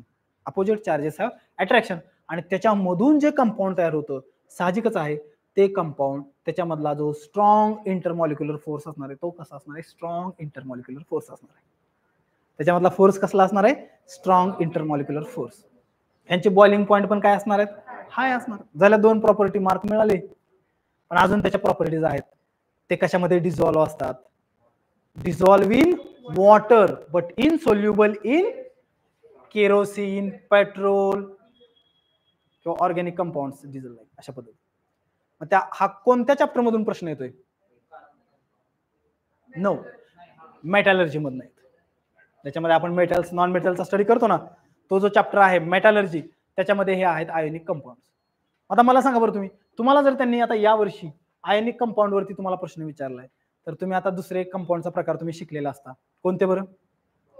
कोव्हॅलंट. मग तुम्ही कोव्हॅलंट बघून जाणं गरजेचं आहे का नाही? मग कोव्हॅलंटचं काय बघणं गरजेचं आहे? त्याची डेफिनेशन, शेअरिंगनं ते कंपाऊंड तयार होतं, बरोबर आहे. त्याच्यानंतर त्याची काही एक्झाम्पल्स तुम्हाला लिहिता येऊ शकतात कोव्हॅलंट कंपाऊंडची. आणि अजून दुसरं म्हणलं तर त्याच्या प्रॉपर्टीज. कोव्हॅलंट त्यांचा जो बॉन्ड असतो तो स्ट्रॉंग नसतो, वीक मॉलिक्युलर फोर्स असतो त्यांच्यात, आणि तो वीक बॉन्ड असतो, सहजासहजी तो ब्रेक होऊ शकतो वेन अप्लाइंग अ फोर्स. मग ते तुम्हाला तिथं दिलेलं असतं. म्हणजे तुमची डिरेक्शन या ठिकाणी सेट होते की आपल्याला असा प्रश्न विचारला जातोय, मग आपल्याला त्या पद्धतीने अभ्यास करताना असा अभ्यास करायचा. ओके, जास्त होतंय? नक्की नक्की ना. चलो, आपण मग अशीच पाहिलं की आपल्याला टोटल चॅप्टर्स किती आहेत? 4 चॅप्टर आहेत. 2 नंबर, 3 नंबर, 8 नंबर आणि 9 नंबर. आणि टोटल या चॅप्टर मधलं मिळून ऍव्हरेजली आपण बघणारच आहोत. तुमच्या समोरच मी तुम्हाला ते प्रूव्ह करून दाखवतो की किती मार्क्स म्हणले मी तुम्हाला. साधारणतः ऍव्हरेज 25 मार्क्स म्हणलेला आहे. मग विचार करा, 40 मधले 25 मार्क तुमचे इथंच कव्हर होत आहेत, आणि ते पण व्यवस्थित नीट. आणि हे डेफिनाइट आहे, याच्यामध्ये जास्त अवघड वगैरे काही नाही. आला जास्त म्हणजे तुम्हाला जास्त रायटिंग पण तिथं करायची नाही. एका स्टेटमेंटमध्ये किंवा एकाच शब्दामध्ये तुम्हाला त्या ठिकाणी उत्तर लिहायचं आहे.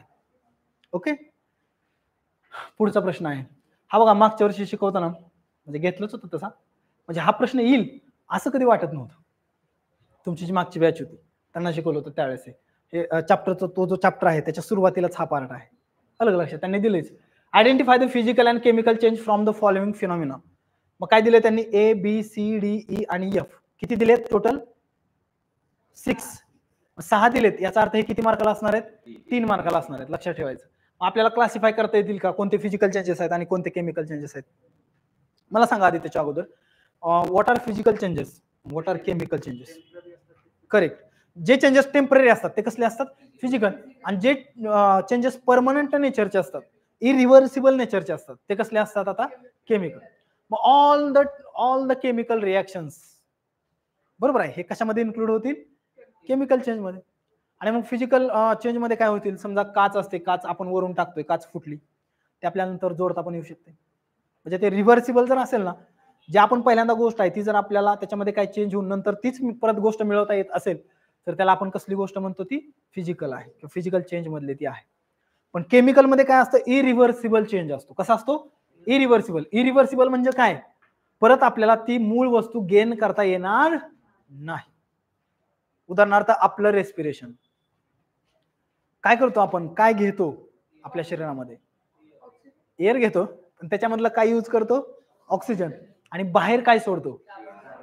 Carbon dioxide. म्हणजे आपण घेतलं होतं काहीतरी वेगळंच आणि सोडलं काहीतरी वेगळंच. याचा अर्थ ही रिएक्शन झाली. मग ही रिएक्शन झाली याचा अर्थ हा कसला चेंज आहे? Chemical. Ripening of the fruits, फळं पिकण्याची प्रोसेस कसला आहे? का बरं? कारण ती समजा आपण मँगोचं उदाहरण घेऊया, ती कैरी असते, बरोबर आहे. कैरी तो पिकतो, तो आंबा होतो, मग आपण आंबा खातो. आता पिकलेला आंबा आहे, मग तुम्ही जर ठेवलात आणि त्याची जर वाट बघितली की तो कधी कैरी होतोय, होणार आहे का कैरी? नाही. मग हा कसला चेंज आहे? केमिकल. अवघड आहे का? किती सोपं आहे. मग पहिलेच विचारलंय, transformation of ice into water. Ice आहे वॉटर, वॉटरचं आईस. आपलं दिवसभर हेच काम चालू असतं फ्रीज मध्ये, बरोबर काय? आपल्याला ज्यावेळेस आईस पाहिजे असतो त्यावेळेस आपण पाणी ठेवतो, त्याचं आईस करून घेतो. ज्यावेळेस आपल्याला पाणी पाहिजे असतं त्यावेळेस आपण ते बाहेर काढतो, त्याचं पाणी तयार होतं. याचा अर्थ एका स्टेटमधून दुसऱ्या स्टेटमध्ये, दुसऱ्या स्टेटमधून एका स्टेटमध्ये. लक्षात येते का? सो हा जो चेंज आहे याला आपण कसला चेंज म्हणतो? तिसऱ्या स्टेटमध्ये पण जाऊ शकतं. वॉटर हे तिन्ही स्टेटमध्ये प्रेझेंट असतं. माहित आहे कसं कसं? Ice as a solid, water as a liquid आणि वॉटर वेपर ऍज अ. समज में आया? अवघड आहे का? मग तो गॅस तयार झाला म्हणून परत लिक्विड तयार होत नाही किंवा आईस तयार होत नाही असं आहे का? असं काही नाही. जर तो गॅस तयार झाला आणि तिथं जर सब्लिमेशन नावाची प्रोसेस झाली तर लगेच सब्लिमेशन. सब्लिमेशन मीन्स आपण काय करतो? ती लहानपणी आपण ती बाष्पीभवनाची सायकल बघितली असेल, सायकल ऑफ इव्हॅपोरेशन, बरोबर. समुद्रातलं पाणी वरती जातं वाफेच्या स्वरूपामध्ये, नंतर ढग तयार होतात, मग ते सॉलिड बनते, बरोबर का? नंतर त्याला थोडीशी थंड हवा लागली की नंतर परत पाण्याच्या रूपाने खाली ती प्रोसेस. म्हणजे सब्लिमेशन मध्ये काय होतं की गॅसियस कन्व्हर्टेड इंटू लिक्विड. आया समज में? गॅसियस कशामध्ये रूपांतरित होतात? लिक्विड मध्ये होतात. लिक्विड मध्ये जर होत असेल तर त्याला आपण काय म्हणतो? सब्लिमेशन. कळालं का? हा, चलो मला सांगा, सॉलिडचं लिक्विड मध्ये रूपांतर होत असेल तर त्याला कसला पॉईंट म्हणतात? Melting point. कारण तो पदार्थ काय होतो? मेल्ट होतो, मेल्ट. आता लिक्विड आहे, लिक्विडचा गॅस मध्ये जातोय तर तो काय होईल? बॉइलिंग. म्हणजे ते बॉइलिंग होते, तो जो काय त्याचा पॉईंट असतो, ज्या पॉईंटला तो होतो तो त्याचा काय असतो? Boiling point. नंतर सॉलिडचं आपण लिक्विड केलं, लिक्विडचं आपण काय केलं? गॅसेस केलं, आणि गॅसेसचं आता आपण लिक्विड करतोय तर ते सब्लिमेशन असतं. आता लिक्विडचं जर आपण काय करत असू, सॉलिड करत असू तर तो काय असतो? फ्रीजिंग. फ्रीजिंग पॉईंट असतो. फ्रीज करतो ना आपण त्याला, बरोबर आहे का? अवघड आहे का? नाही, खूप सोपा क्वेश्चन होता. 3 पैकी 3 मार्क मिळालाच पाहिजे तिथं. Transformation of ice into water कसला चेंज आहे? Physical change. त्यांनी काय म्हटलंय तुम्हाला? आयडेंटिफाय म्हटलंय ना. मग तुम्ही याचं उत्तर कसं लिहिणं अपेक्षित आहे? ॲरो एका बाजूला फिजिकल चेंज आणि एका बाजूला केमिकल चेंज आणि लिहून टाका. किंवा बऱ्याच जणांना वाटलं की नाही मला कॉलम करायचंच नाहीये, मला काय करायचं? डायरेक्ट उत्तर लिहायचंय. मग इथं समजा उत्तर लिहिलं आपण, काय पहिल्यांदा फिजिकल चेंज आणि त्याचे जे एक्झाम्पल्स असतील ह्यातले ते तिथं, आणि त्याच्या खाली परत नंतर म्हणजे आपण जे सिंपल लिहितो तसं केमिकल चेंज आणि त्याच्या खाली त्याचे उत्तर. बरोबर आहे का? पण एकही चुकवायचं नाही. एक जरी तुम्ही दुसऱ्या कॉलम मध्ये किंवा दुसऱ्या ह्याच्यामध्ये टाकलं तर तुमचा किती मार्क जाणार आहे? अर्धा मार्क. कळतंय का? ह्याची उत्तर फक्त बघून घेऊया आपण. हा, पहिला कसला चेंज आहे? दुसरा चेंज रायपनिंग ऑफ फ्रूट. बरोबर आहे. हा, परत ते मिळवता येते का? लक्षात ठेवा. फक्त ह्या गोष्टी मी ज्या तुम्हाला सांगितलेल्या आहेत अशा थोड्याशा बाहेरच्या, अलग लक्षात. ह्या तुम्हाला एक्झाम मध्ये सुद्धा खूप उपयोगात येते, त्याला तिथं रिलेट करण्यासाठी. पाठ पण करायची गरज नाही, अलग लक्षात. हे लगेच तुम्ही तिथल्या तिथं शोधू शकता. रायपनिंग ऑफ फ्रूट होते, फ्रूट पासून परत ते कच्चं फ्रूट तयार होऊ शकत नाही. ते रायपनिंग एकदा झालं की झालंच. असं मिल्क टर्नड इंटू कर्ड, हा पण केमिकल चेंज आहे. कारण हे दुधाचं रूपांतर कशामध्ये होतं? दह्यामध्ये किंवा त्या ताकामध्ये होतं. तिथून परत दूध दही आहे आणि त्याच्यापासून आपण दूध तयार केले असं तुम्ही कधी ऐकलंय का? नाही. घरी जाऊन मम्मीला म्हणचाल तसं तयार होणार नाही. मग मी तुम्हाला मग काय म्हणणार आहे? मग हा, सायन्स नॉलेज तुझ्यापाशीच ठेव. कळते का? Evaporation of water physical change आहे. का बरं? मग सांगितलं की आपण सगळ्या स्टेट मधून वॉटर फिरू शकतं. ओके. पुढं digestion of food in the stomach. एकदा डायजेशन झालंय, डायजेशन झाल्यानंतर परत ते आहे तसं फूड मिळवता येईल का? नाही. तुमच्या मित्राला खूपच भूका लागली पण त्याच्या अगोदर तुम्ही दिवसभर खाऊन आलाय आणि तुमचा मित्र तुम्हाला काय म्हणतो की तू खूप दिवसभर खाल्ले, आता मला त्यातलं थोडंसं जेवण म्हणजे दे. कसं ते देऊ शकणार आहे का तुम्ही? लॉजिक लक्षात येतंय का? अवघड नाही हे, काहीतरी लक्षात येतं तुमच्या. एकदम सिंपल आहे, फक्त कळालं पाहिजे की परत ती आपल्याला मूळ वस्तू गेन करता येत नसेल तर तो कसला चेंज आहे? केमिकल. मग अवघड दिले म्हणून उगाच ते काहीतरी म्हणजे फिजिकल आहे का केमिकल आहे हे मला कळत नाही असं काही नाही. Iron filings get attracted towards the magnet, physical आहे. नाहीतर काही जणांना काय वाटतं माहिती का? आयरन विचारले, मॅग्नेट विचारले, 100% हा केमिकल चेंज आहे. कळतंय का? त्या इलेमेंटचं नाव दिलंय किंवा काहीतरी केमिकल दिले म्हणून तो केमिकल चेंज असेल असं काही नाही. ते फक्त काय विचारलं त्यांनी? जनरल तुम्हाला विचारले की मॅग्नेट आहे आणि मॅग्नेटला फक्त त्या काय होत आहेत? आयरन फिलिंग्स काय होतात? चिकटत आहेत. ते तुम्ही परत नंतर काढू पण शकता. समज में? सो हा पण कसला चेंज आहे? फिजिकल चेंज आहे. पुढे बघा आता काय विचारले तुम्हाला? Complete the following chart. असे क्वेश्चन्स खूप सारे विचारले जातात. खूप बेसिक चार्ट आहे. तुम्हाला जर हा सध्या अवघड वाटत असेल तर चॅप्टरचा तो स्टडी करत असताना हा खूपच म्हणजे खूपच सिंपल घटक आहे. लक्षात येते का? कारण अख्खा चॅप्टर याच क्लासिफिकेशन वरती डिपेंड आहे. आपण हे सोडवूनच घेऊयात आणि नंतर पण मी तुम्हाला सांगणार आहे. असं नाहीये आपल्याला जे 3 दिवस दिलेले आहेत त्यांनी त्याच्यामध्ये मी तुम्हाला कंटेंट पण बऱ्यापैकी घेणार आहे. त्याच्यामुळे असं नका समजून घेऊ की आताच फक्त एवढंच होतंय किंवा शॉर्ट मध्ये होतंय. ओके, व्यवस्थित घेऊयात आपण. पण इथं वरती हायड्रोकार्बन्स होतं माहितीये तुम्हाला. हा, मग हायड्रोकार्बन्स त्यांनी क्लासिफिकेशन तुम्हाला विचारलंय. इथं काय दिलंय तुम्हाला त्यांनी? सॅच्युरेटेड. मग इथं काय असणार आहे? अनसॅच्युरेटेड. आणि एक काळजी घ्या तुम्ही की ज्यावेळेस तुम्हाला एकाच शब्दामध्ये उत्तर लिहायचंय त्या ठिकाणी कुठं पण आपल्या पेपरमध्ये तर त्याची स्पेलिंग मात्र करेक्ट आहे बरं का. ज्यावेळेस तुम्ही सायंटिफिक रिझन वगैरे लिहिताय किंवा आन्सर द फॉलोइंग क्वेश्चन 2 मार्काचे 3 मार्काचे लिहिताय त्याच्यामध्ये कुठं जर एखादी स्पेलिंग चुकली तर ठीक आहे, तेच तुम्हाला तिथं समजून घेतलं जाऊ शकतं. मात्र इथं अनसॅच्युरेटेड आहे तर त्याचं काहीतरी स्पेलिंग चेंज करू नका तुमच्या मनाने, कारण ते एका मार्काला 1 आहे किंवा अर्धा मार्काला 1 असू शकतो. त्यामुळे तुम्हाला ते ऍक्युरेट लिहायचं आहे. अनसॅच्युरेटेड, सॅच्युरेटेड असं क्लासिफिकेशन होतं हायड्रोकार्बनचं. ओके, सॅच्युरेटेड मध्ये कोण असतो, कोणता ग्रुप असतो? अल्केन, ANE वाला असतो, अल्केन, अल्केन. आणि अनसॅच्युरेटेड मध्ये कोण असतो? Alkyne, ENE. आणि अल्काईन असतो का? YNE असतो का? YNE, ANE, ENE, YNE. ANE म्हणजे सिंगल बॉन्ड, ENE म्हणजे डबल बॉन्ड, YNE म्हणजे ट्रिपल बॉन्ड. कशामध्ये? Carbon carbon, carbon carbon single bond. येते ना लक्षात? Carbon carbon double bond, carbon carbon triple bond. Okay, अख्खा चॅप्टर सगळा याच्यावरतीच आहे, बॉन्ड वरती आहे ना.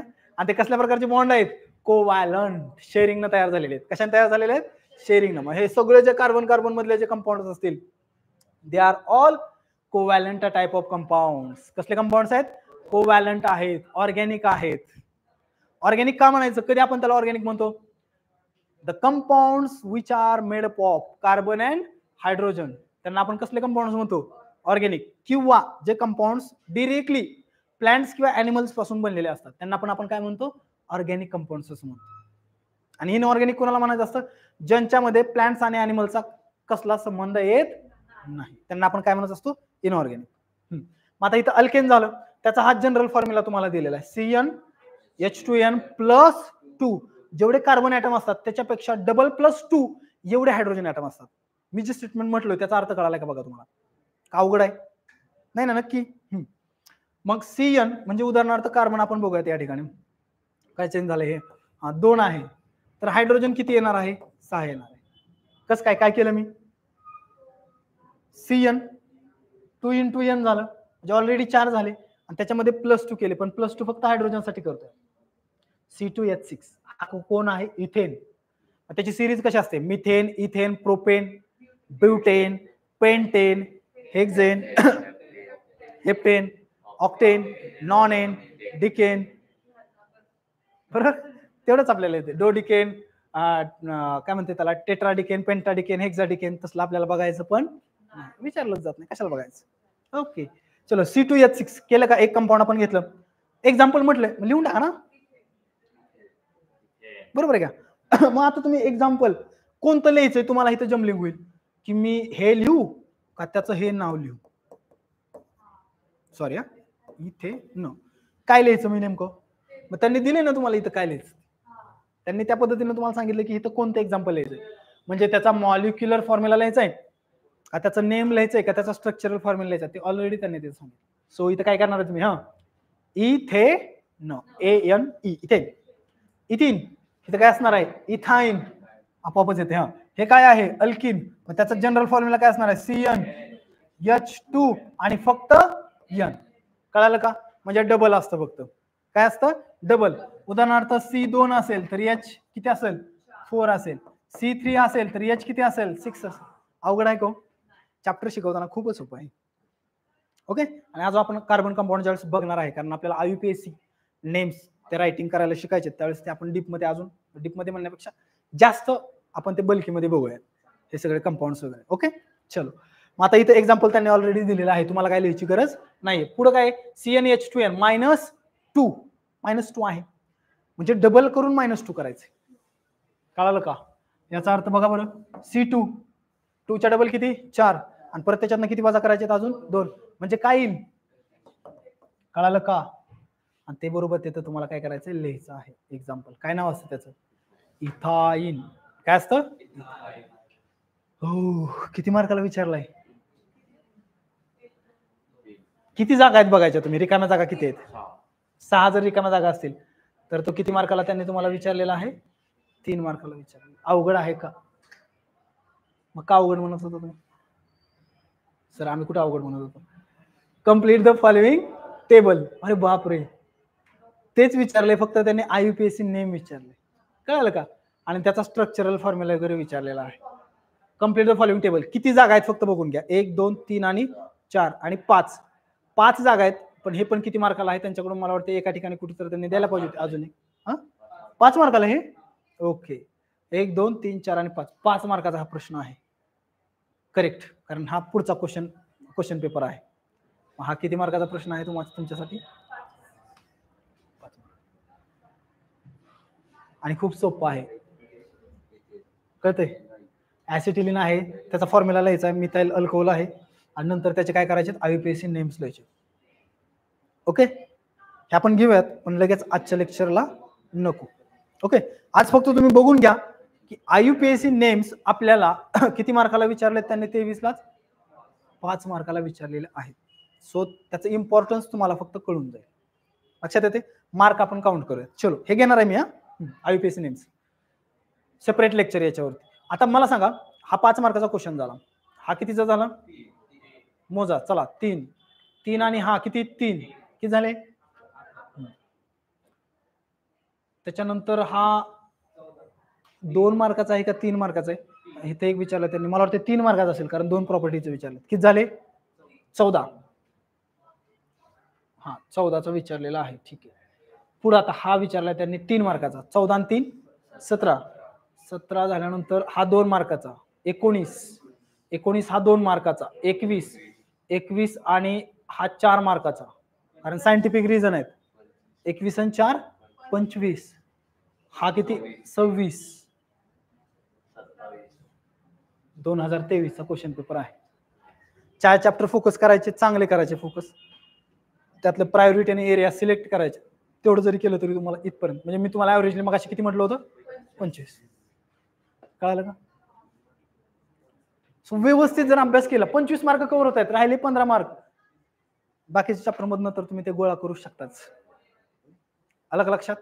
हा, पण असं नाही, याचा अर्थ हा नव्हे की काही चॅप्टर सोडून द्या, लक्षात येते. हा, सगळे चॅप्टर तुम्हाला काय करायचे आहेत. चलो, आता तुमच्या समोर तुम्हाला जी मी नोट्स दिलेली आहे ना, ती नोट्स ओपन करा. चला, तुम्हाला जे दिलेले आहे आता प्रिंट आउट काढून, स्क्रीनशॉट मारून तयार केलेले.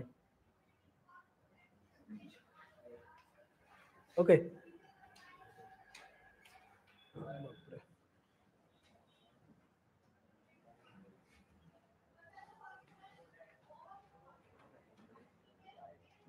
चलो, पिरियडिक टेबल तुमच्या समोर आता आलेला आहे. ओके, चलो, हा पिरियडिक टेबल आहे. मला वाटतंय की हा क्वेश्चन आता विचारला जाऊ शकतो. हे जे ट्रेंड दिलेत का, लगेच इथं 3 मार्काचा क्वेश्चन तयार होतो किंवा 5 मार्काचा पण तयार होऊ शकतो.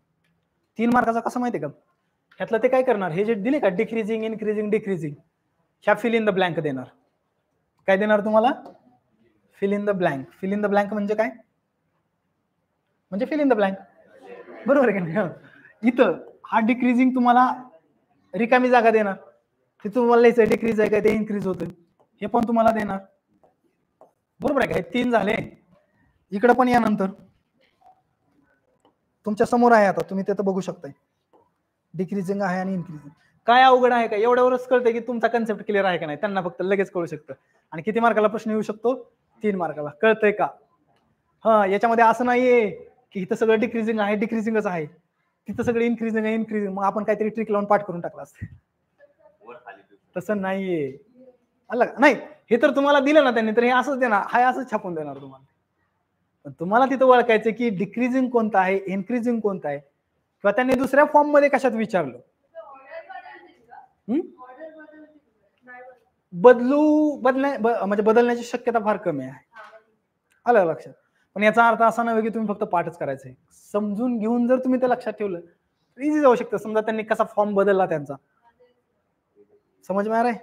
चलो, मग बघूयात आपण 11 पर्यंत आहे लेक्चर आपलं. कंटाळा नाही ना तुम्हाला, नक्की.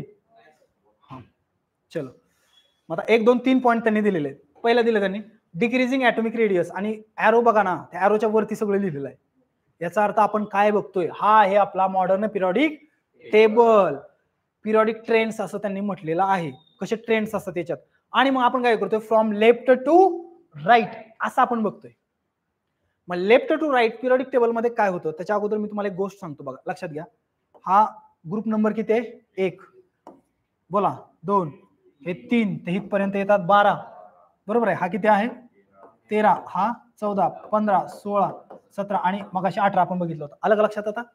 हा, शक्यतो बघा, ही जी तुम्हाला झिगझॅग लाईन दिसते या ठिकाणी, ही झिगझॅग लाईन आणि हे जे तुम्हाला घर दिसत आहेत अशा पद्धतीनं, ते आहेत मेटॅलॉइड्स. काय आहेत, metalloids, the elements which shows the properties of the both metals as well as non metals are known as the metalloids. त्यांना आपण काय म्हणत असतो? मेटॅलॉइड्स म्हणत असतो. जे दोघांच्या पण प्रॉपर्टी शो करतात. ते झिगझॅग लाईन मध्ये काय केलेलं दाखवलेले आहेत. एक्झाम्पल सांगू शकता का तुम्ही? Boron, silicon, germanium, gallium, arsenic. These are the examples of metalloids. बघून घ्या, दोन एक्झाम्पल तर तुम्हाला यायला पाहिजेत. एक बोरॉन आणि दुसरं सिलिकॉन नावाचं. बोरॉन ज्याचा ॲटॉमिक नंबर 5 आहे आणि सिलिकॉन ज्याचा ॲटॉमिक नंबर 14 आहे. Boron, silicon, boron, silicon. कळालं? हा, ते काय आहेत? मेटॅलॉइड्स. कळालं का? चलो, याच्या पलीकडचे हे जे सगळे आहेत का, आता हे सगळे हे सगळे काय आहेत? Non metals. हे जे सगळे निळ्या कलर मध्ये तुम्हाला दिसत आहेत, दीज आर द ऑल. मग मी असं म्हणू का बरं? पण हिथं त्यांनी एक कलर असं दिलाय की, कोण आहे तो? तो काय असतो, मेटल का नॉन मेटल? नॉन. तो नॉन मेटल असून सुद्धा ग्रुप 1 मध्ये प्रेझेंट आहे किंवा मेटलच्या घरात प्रेझेंट आहे. त्याला रिझन आहे का तसं? कारण तो त्याचा एक इलेक्ट्रॉन काय करतो? डोनेट करतो, म्हणून तो तिथं आहे. बाकीचे सगळे नॉन मेटल इलेक्ट्रॉन काय करतात? ऍक्सेप्ट.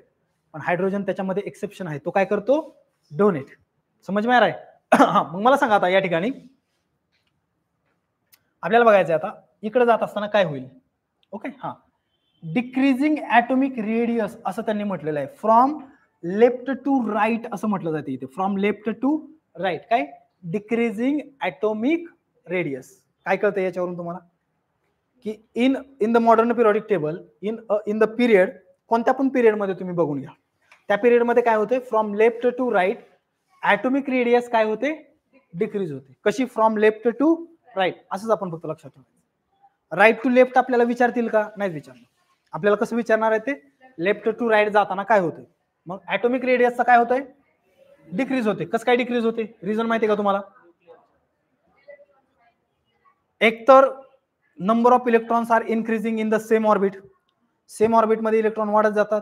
त्यांच्यावरती मग न्यूक्लियस कडनं जो चार्ज असतो, इफेक्टिव्ह चार्ज, तो काय होतो? वाढत जातो. आणि तो चार्ज वाढतो म्हणून the distance between the nucleus and the outer most shell decreases. आणि ते डिस्टन्स डिक्रीज होतं म्हणून ॲटॉमिक रेडियस सुद्धा काय होते? हे सायंटिफिक रिझन पण आहे मला. बरोबर आहे का? करायचंय तुम्ही. याच्यामुळे डिक्रीजिंग ॲटॉमिक रेडियस काय झाली पाहिजे? डिक्रीजच झाली पाहिजे. कळालं का? पुढचं काय विचारलं त्यांनी? Increasing electropositivity and non metallic character. साधी गोष्ट आहे. इथं नॉन मेटॅलिक कॅरेक्टर बघा. नॉन मेटॅलिक म्हणजे मेटल नसणारे म्हणजे नॉन मेटल. मग इकडं काय आहेत? सगळे नॉन मेटल. नॉन मेटॅलिक म्हणजे इन्क्रीजच व्हायला पाहिजे ना काहीतरी. नॉन मेटलचं काहीतरी इन्क्रीजच व्हायला पाहिजे. कळतंय का? पण ते मी तुम्हाला कन्सेप्ट सांगतो काय आहे. इलेक्ट्रोनेगेटिव्हिटी काय आणि इलेक्ट्रोपॉझिटिव्हिटी काय. जर इलेक्ट्रॉन दिला तर त्याला म्हणायचं इलेक्ट्रोपॉझिटिव्हिटी. आणि जर इलेक्ट्रॉन ऍक्सेप्ट होत असेल, if the electrons are accepted, then this property is known as the electronegativity. कारण त्याच्यावरती इलेक्ट्रॉन डोक्यावरती येत आहेत ना, मग त्याच्या अलग लक्षात. मग क्लोरीन आणि सोडियम यांच्या दोघांमध्ये कुणाकडे इलेक्ट्रोपॉझिटिव्हिटी आणि कुणाकडे इलेक्ट्रोनेगेटिव्हिटी? बरोबर आहे, इलेक्ट्रोपॉझिटिव्हिटी. आणि क्लोरीन कडे कोणते आहे? इलेक्ट्रोनेगेटिव्हिटी. मग नॉन मेटल्स कडे कोणते असणार आहे? इलेक्ट्रोनेगेटिव्हिटी. आणि मेटल कडे कोणते असणार आहे? इलेक्ट्रोपॉझिटिव्हिटी. कळतंय का? मग इथं काय दिलंय? इलेक्ट्रोनेगेटिव्हिटी. मग नॉन मेटल इकडे आहेत. मग इकडून इकडे जाताना इलेक्ट्रोनेगेटिव्हिटी वाढायला पाहिजे का कमी व्हायला पाहिजे? काय अडचण? क्लिअर का? नक्की का अवघड वाटतंय? आता उगा काय पाठ करत बसायची गरज नाही. इन्क्रीज पहिल्यांदा डिक्रीजिंग आहे नंतर इन्क्रीजिंग आहे, हे असलं परीक्षेत लक्षात राहत नसतं. आपल्याला खूप सारे विषय आहेत, खूप साऱ्या विषयांचे पेपर्स आहेत. एकच विषय आहे का, एकच चॅप्टर आहे का एवढं आपल्याला नाही. त्यामुळे असं लक्षात ठेवा. पुढचं आहे इलेक्ट्रोपॉझिटिव्हिटी आणि मेटॅलिक कॅरेक्टर. खूप सोपं आहे, उलट केलंय फक्त त्यांनी वर्षाचं. इकडे कोण आहेत? Non metal. इकडे मेटॅलिक कॅरेक्टर वाढत जाईल का? मेटॅलिक कॅरेक्टर कुठे असणार आहे? इकडे असणार आहे ना, लेफ्ट साईडला.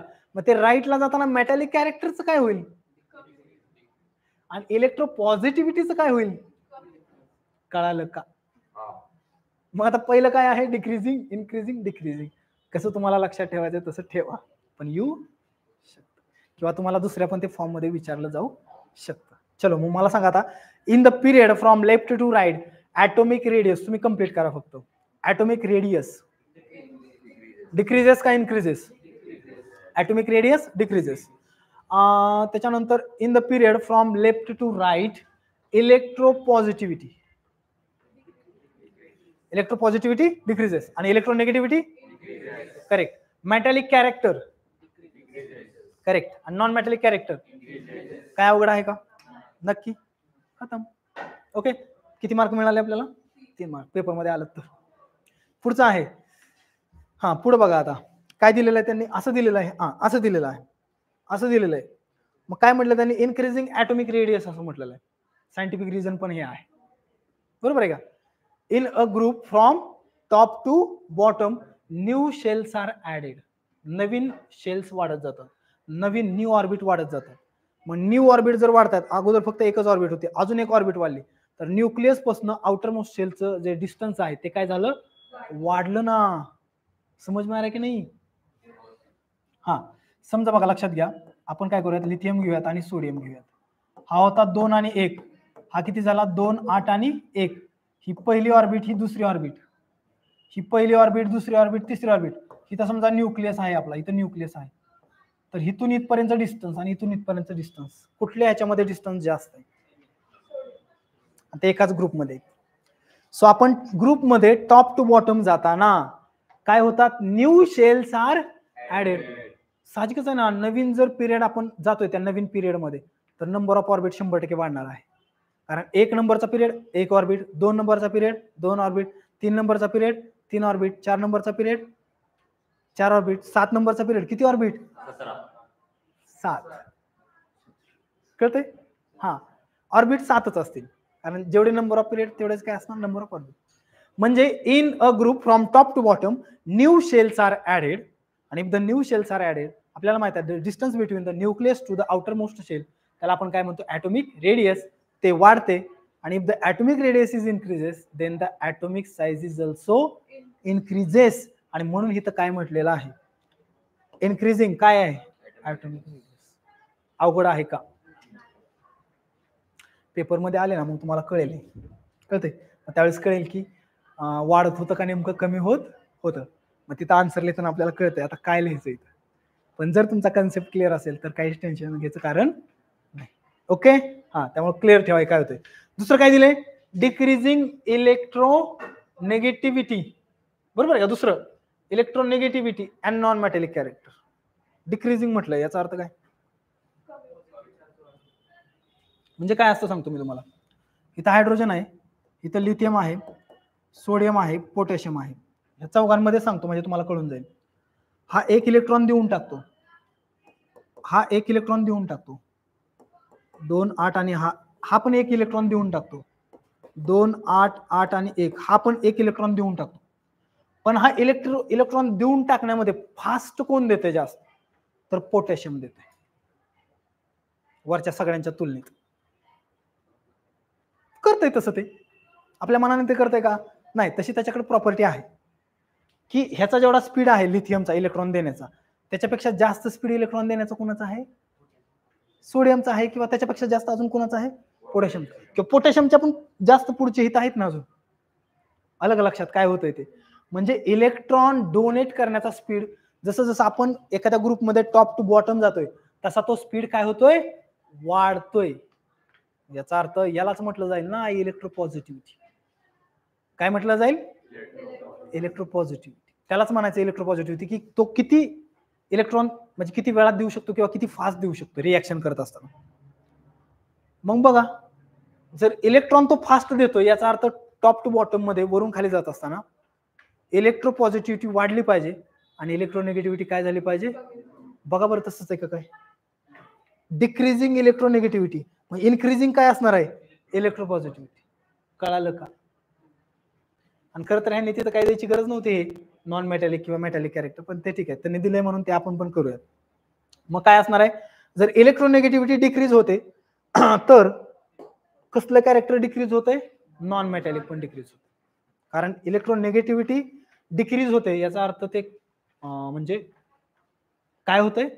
मेटॅलिक कॅरेक्टर शो करते जास्त, म्हणजे हे जरा चांगले मेटल्स आहेत खाली अजून, बरोबर का नाही? चांगले मेटल्स या अर्थाने की ते रिॲक्शन करत असताना इलेक्ट्रॉन देण्याची जी प्रोसेस आहे ती कशी करतात, जरा फास्ट. समज में आ रहा है क्या? मग किती गोष्टी लक्षात ठेवायच्यात आपल्याला इथं? 6. मग कसं लक्षात ठेवणार तुम्ही? मला सांगा, in a group from top to bottom atomic radius काय होते सांगा? इन्क्रीजेस. फिट करून ठेवा आता. आणि पिरियड मध्ये left to right atomic radius काय होते? डिक्रीजेस. ॲटॉमिक रेडियस क्लिअर झालं? ग्रुपमध्ये काय, पिरियडमध्ये काय? पहिल्यांदा हे कळायला पाहिजे की बाबा आडवे जे असतात तेच काय असतात? पिरियड्स. आणि उभे जे असतात ते काय असतात? ग्रुप्स. क्लिअर झालं का आता? नक्की. चलो दुसरं इलेक्ट्रोपॉझिटिव्हिटी आणि इलेक्ट्रोनिगेटिव्हिटी आपण बघूयात. चलो वरून खाली येताना इलेक्ट्रोपॉझिटिव्हिटीचं काय होईल? वाढते. वरून खाली येताना वाढते इलेक्ट्रोपॉझिटिव्हिटी, खालचे इलेक्ट्रॉन लगेच देतात, बरोबर आहे? हा, कारण ते काय होतं तुम्हाला एक म्हणजे तिथं लॉजिक पण सांगतो तुम्हाला, जर ते कळलं नसेल नीट. इथं बघा ना, इथं हा जो हायड्रोजन आहे ना त्याला ही एकच ऑर्बिट असते आणि एकाच ऑर्बिटमध्ये हा एक इलेक्ट्रॉन आहे आणि त्याला कुणी बांधलेला असतो? न्यूक्लियसनं अबाइड केलेला असतो, फोर्स असतो त्याच्यावरती. मग तो त्याला सहजासहजी सोडेल का? नाही ना सोडणार, तो एकच आहे. बिचारा एकट्याला त्यांनी जर सोडलं तर हा परत, लक्षात येते का? नंतर कोण आहे परत? लिथियम आहे. हा एक आणि हा दोन, दोन ऑर्बिट झाले याच्याकडे. मग इथं 2 इलेक्ट्रॉन आहेत आणि इथं काय आहे? 1 इलेक्ट्रॉन. मग आता पुढे जसं जसं आपण जातोय ना तशा तशा नंबर ऑफ ऑर्बिट काय होत जात आहेत? वाढत जात आहेत. पोटॅशियमच्या बाबतीत बघा ना, हा जो 1 इलेक्ट्रॉन आहे तो कितव्या ऑर्बिट मध्ये आहे? 4थ्या. खूप लांब आहे तो. लांबच्याचा विचार करतो का आपण कधी? मग लांबचा तो आहे म्हणून त्याला काय केलं जाईल? तो जर म्हणला नाही मला जायचंच आता, तो काय म्हणणार? जा बाबा तू, माझ्याकडे एवढे सगळे आहेत ना. समज में आ रहा क्या? म्हणजे काय होतं, हा जरा लगेच निघून जातो, हे तुम्हाला मला सांगायचं. हा जर लगेच निघून जातो याचा अर्थ वरून खाली जात असताना इलेक्ट्रोपॉझिटिव्हिटी इन्क्रीजेस आणि मग इकडून इकडे जात असताना इलेक्ट्रोपॉझिटिव्हिटी डिक्रीजेस, कारण इकडे तर कोण आहेत?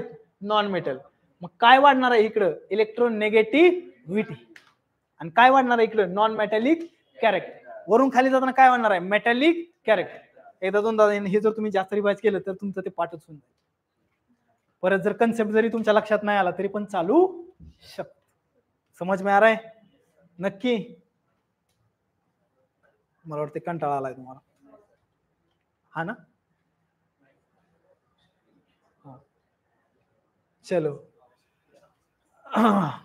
पुढचा क्वेश्चन आहे आता. 1-2 क्वेश्चन फक्त घेऊयात आपण. Write the name and symbol of the elements from the description. सगळेच नाहीत विचारले जाणार. 1 2 3 4 5. अरे बापरे, 5 मार्काला पण विचारलं. एकतर याच्याकडे बघितल्या असं वाटतं की हा 5 मार्काला विचारला जाईल, पण तो 2 फक्त ह्यातले कट करून विचारले जाऊ शकतात. मग किती मार्काला झाले? 2 2 2.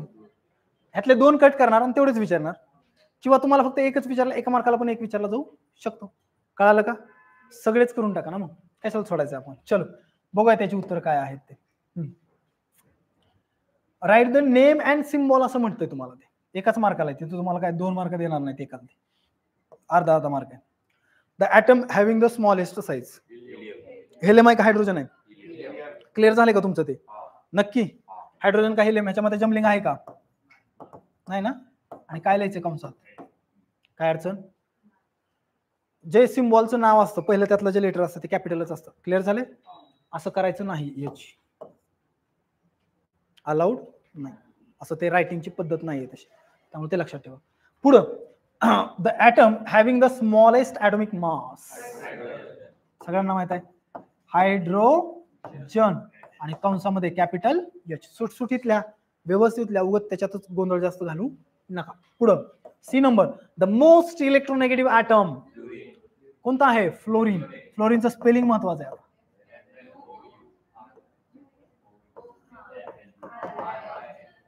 बरोबर आहे का? नक्की बघून घ्या, यू आहे का ओ आहे? परत एकदा नीट खात्री करा. यू आहे ना?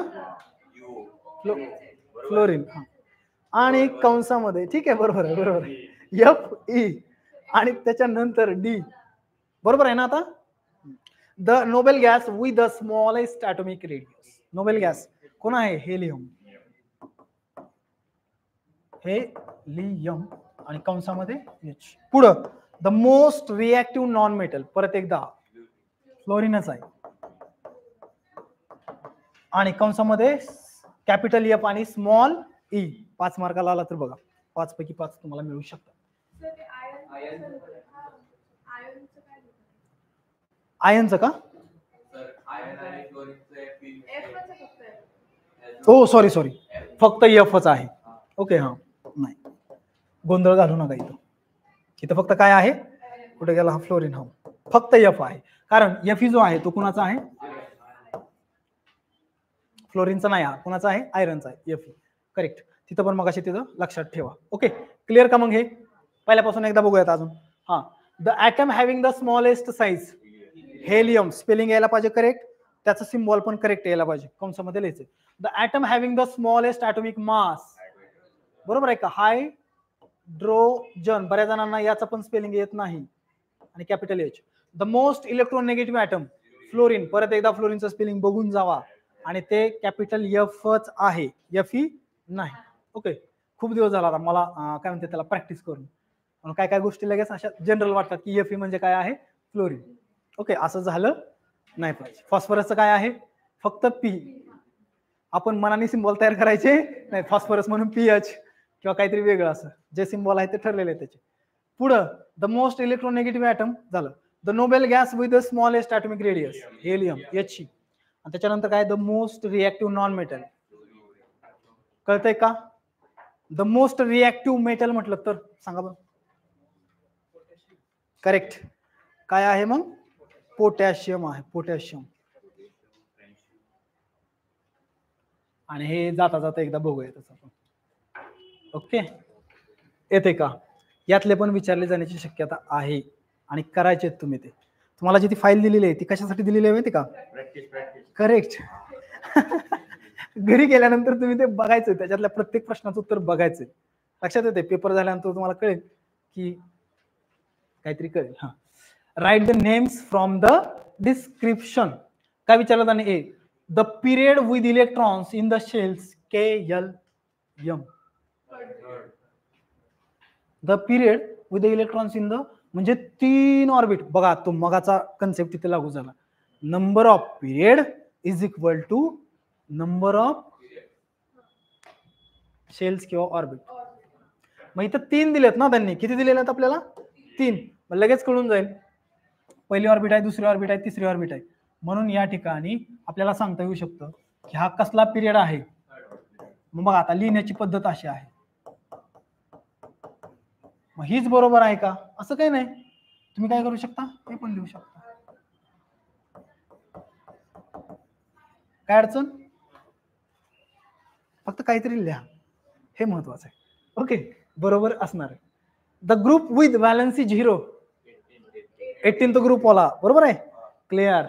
चलो the family of non metals having valency 1, halogen पण आहे, अल्केन पण फॅमिली आहे. अल्केन फॅमिली कुठं असते, correct. In the first group कोणती फॅमिली कंटेन आहे, alkane. In the second group alkaline earth metals, बरोबर आहे का, अल्कलाइन अर्थ मेटल्स. 17 नंबर मध्ये कोणते, हॅलोजन्स. 18 मध्ये कोणते, नोबेल गॅसेस, 0 ग्रुप एलिमेंट्स. कळतंय का? 4च पाठ करायचे आपल्याला, पुढे जास्त आहे.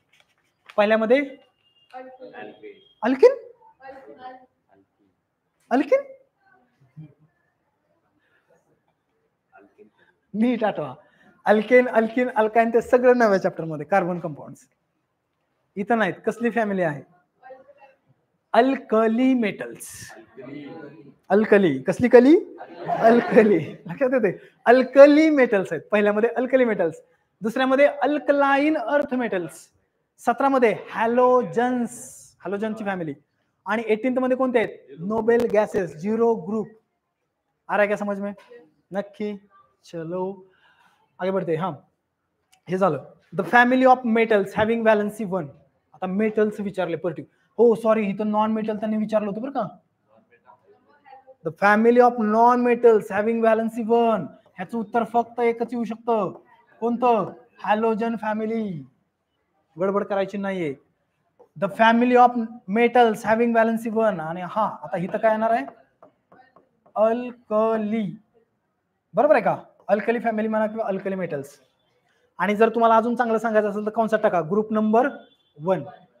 क्लिअर, खट आन्सर झाला तयार. त्या परीक्षकाला कळते की हा खतरनाक स्टुडंट आहे, त्याला सगळं माहित आहे.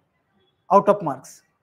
इकडे 40 पैकी 40, कारण त्याला असं वाटतं की दुसरा परीक्षक काय करेल, दुसऱ्या पेपरला 40 पैकी 39 देईल, पण दुसऱ्या पेपरला 40 पैकी 40, 40 पैकी 40, 40 पैकी 40 किती झाले मग 80 पैकी 80. इकडे तर माहिती आहे तुम्हाला, स्कूलमध्ये तर तुम्हाला किती मिळालेत ना सगळ्यांना 20 पैकी 20, 20 पैकी 20 डायरेक्ट आपल्या मार्क लिस्टवर छापूनच येते. Science and technology 100 out of 100. Okay दादा, मला ते पूर्ण करायचं होतं, पण माझ्या फक्त एवढंच पूर्ण आहे. चलो, the family of metals having valency 2. Metals म्हणते एकतर, आणि परत काय म्हणते, व्हॅलन्सी 2 म्हणते. म्हणजे काय असणार आहेत सांगा, alkaline earth metals. Group number 2. The metalloids in the second and third period. अवघड प्रश्न आहे हा. काय विचारला त्यांनी, the metalloid in the second period सांगितलं मी तुम्हाला, कोण आहे, बोरॉन.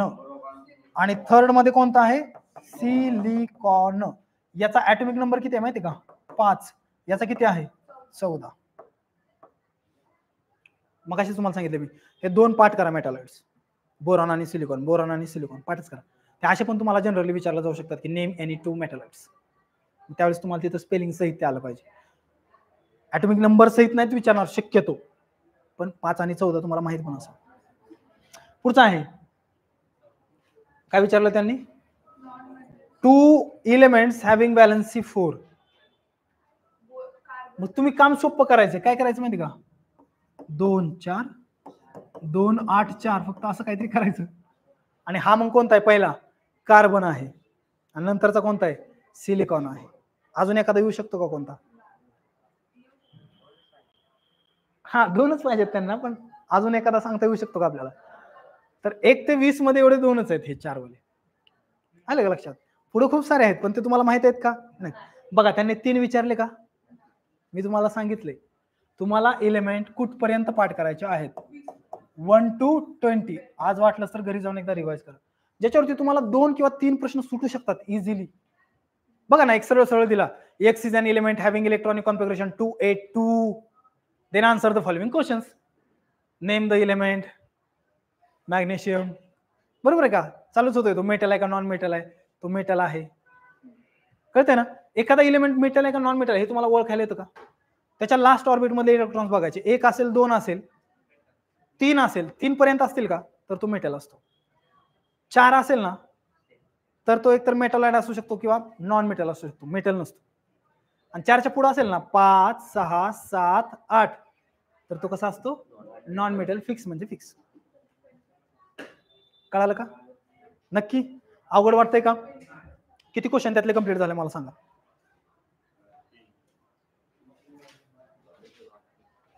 पहिला क्वेश्चन एक होता तो ट्रेंडचा, पिरियडिक ट्रेंडचा. दुसरा क्वेश्चन काय होता, 5 मार्कचे क्वेश्चन होते. नंतरचा एक क्वेश्चन होता. ह्याच्यात टोटल क्वेश्चन्स किती आहेत बघा बरं, एच पर्यंत आहेत, म्हणजे किती पर्यंत आहेत, 8 आहेत. ह्याच्यातले तुम्हाला ते 6 कट करून टाकू शकतात 3 मार्कांसाठी, किंवा 5 मार्कांसाठी पण यातले 5 टाकू शकतात. मग तुमची याच्या बाबतीतली सगळी तयारी पूर्ण असणं गरजेचं आहे. पुढे काय दिलंय फक्त बघा, एक मिनिट तुम्हाला मी फक्त सांगतो काय करायचंय. हा, पुढं एमसीक्यू दिलंय बघा, बघून घ्या, लगेच सोडूयात, कशाला एमसीक्यू उशीर करायचं. हा, दुसरा आहे choose the correct option and rewrite the sentence, असं म्हटलेलं आहे. आपल्याला हे रिराइट साठी नाही, आता लक्षात येते एमसीक्यू, रिराइट साठी नाही, रिराइट करायचं नाही. A, the number of electrons in the outer most shell of alkali metals is म्हटले, करेक्ट इज 1. दुसरा आहे alkaline earth metals have valency 2. This means that their position in the modern periodic table is in, आणि त्यांनी group विचारलाय ना का period विचारलाय. Alkaline earth metal, त्याचा पर्टिक्युलरली आपल्याला ग्रुप सांगायचा. मग तिथं कुठेतरी लिहून घ्या का, तुम्हाला येत आहे ते की फर्स्ट ग्रुपमध्ये अल्कली मेटल्स आहेत, सेकंड ग्रुपमध्ये अल्कलाइन अर्थ मेटल्स आहेत, 17th मध्ये कोण आहेत, हॅलोजन्स, आणि 18th मध्ये कोण आहेत, नोबेल गॅसेस. येतंय का ते तुम्हाला, जर येत नसेल तर तिथं कुठेतरी लिहा, लिहून घ्या, कारण घरी गेल्यानंतर परत तुम्ही विसरणार आहात की काय सांगितलं होतं ते. आता सध्या तुम्हाला सुट्टीच असेल ना, पूर्ण सुट्टी, पूर्ण दिवस सुट्टी. फुल अभ्यास करा, कारण शेवटी फुल अभ्यास केलेला परीक्षेमध्ये खूप उपयोगात येतो, कारण ते सगळं आठवतं आणि ते काय म्हणते त्याला ताजी मेमरी असते, त्यामुळे ते लक्षात असतं तुमच्या. म्हणजे तुम्ही जर आता जास्त अभ्यास केलात ह्या पिरियडमध्ये परीक्षेपर्यंत, तर असं होऊ शकतं की म्हणजे तुम्हाला जर अगोदर 5% कमी पडणार असतील तुमच्या अभ्यासामुळे, कमी अभ्यास केला किंवा काय, तर 5% तरी वाढू शकतात. 5% म्हणजे किती मार्क्स? 25 मार्क्स डायरेक्ट तुम्ही सहजच वाढवू शकता, सहजच. प्रत्येक सब्जेक्टमध्ये जर तुम्ही क्लासिफिकेशन केलं 5% म्हणजे नॉट अ जोक. ऍडमिशन घेताना तुम्हाला कळते 1% परत किती महत्वाचा आहे तो. लक्षात येते का? चांगल्या ठिकाणी तुम्हाला मार्कांची गरज, मगाशी मी तुम्हाला सांगितलं की मार्कांची का गरज आहे, चांगल्या ठिकाणी ऍडमिशन मिळणं पण खूप गरजेचं आहे, कारण तिथून पुढे तुमची पूर्ण डिरेक्शन चेंज होत राहते, म्हणजे चेंजच होते. तुम्ही काय करणार आहात तेच ठरतं, कारण तुमचं सगळा मॅटर कशावरती असतो, तुमचं कॉलेज कोणतं आहे, तुम्हाला ते टीचिंगची फॅकल्टी वगैरे कसं आहे, सगळ्या गोष्टी मॅटर करतील परत तुम्हाला. जर कॉलेज चांगलं असेल, तुमचे जर मार्क चांगले असतील तर तुम्हाला कॉलेज चांगलं मिळणार आहे, तिथून पुढचा सगळा तुमचा प्रवास पण चांगला होणार आहे.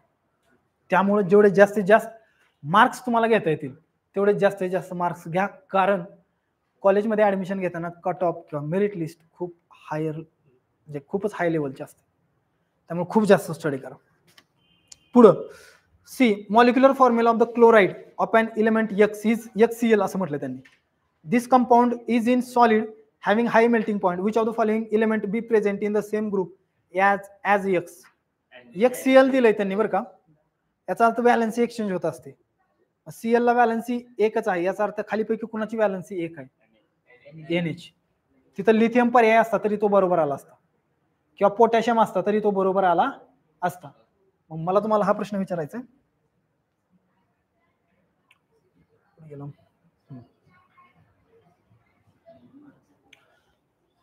सांगा मला तुम्ही, आता इथं असं दिलंय त्यांनी, समजा असं दिलं असतं तुम्हाला HCl2, तर हा आता कोणत्या ग्रुपमध्ये प्रेझेंट आहे हे तुम्ही कसं ओळखणार? काय करायचं, ह्याची जी व्हॅलन्सी असते ना ती याला गेलेली असते 2, तो सेकंड ग्रुपमध्ये प्रेझेंट आहे. तुम्हाला इथं त्यांनी कोणतं कंपाऊंड दिलं तर फक्त HCl, ह्याची एक ह्याला गेलेली असते, याची एक ह्याला आलेली असते. एक दाखवायची गरज आहे का? नाही. मग ह्याची व्हॅलन्सी एक आहे म्हणून तुम्हाला त्यांनी सोडियम हे उत्तर बरोबर दिलेलं आहे, कारण बाकीच्या सगळ्यांची व्हॅलन्सी किती आहे बघा. मॅग्नेशियमची व्हॅलन्सी किती? 2. ॲल्युमिनियमची व्हॅलन्सी किती? 3. सिलिकॉनची व्हॅलन्सी किती? 4. व्हॅलन्सी कशी काढायची असते? लास्ट ऑर्बिटमध्ये किती नंबर ऑफ इलेक्ट्रॉन्स प्रेझेंट आहेत आणि ते 8 पूर्ण होण्यासाठी त्यातले किती इलेक्ट्रॉन कमी पडतात किंवा किती इलेक्ट्रॉन दिले जाऊ शकतात, त्याच्यावरून त्याची व्हॅलन्सी निघते. ओके. कोणतं? C1 HCl वाला का? हा ठीक आहे, नीट ऐका बघा. तुम्हाला त्यांनी HCl दिलं आणि त्यांनी काय म्हटलेलं बघा, the molecular formula of chloride of element X, एक एलिमेंट आहे X नावाचं, त्याच्या क्लोराइडचा फॉर्म्युला असा आहे, कसा? HCl. फॉर्म्युला इकडे बघा, हा फॉर्म्युला काय आहे त्याचा? HCl.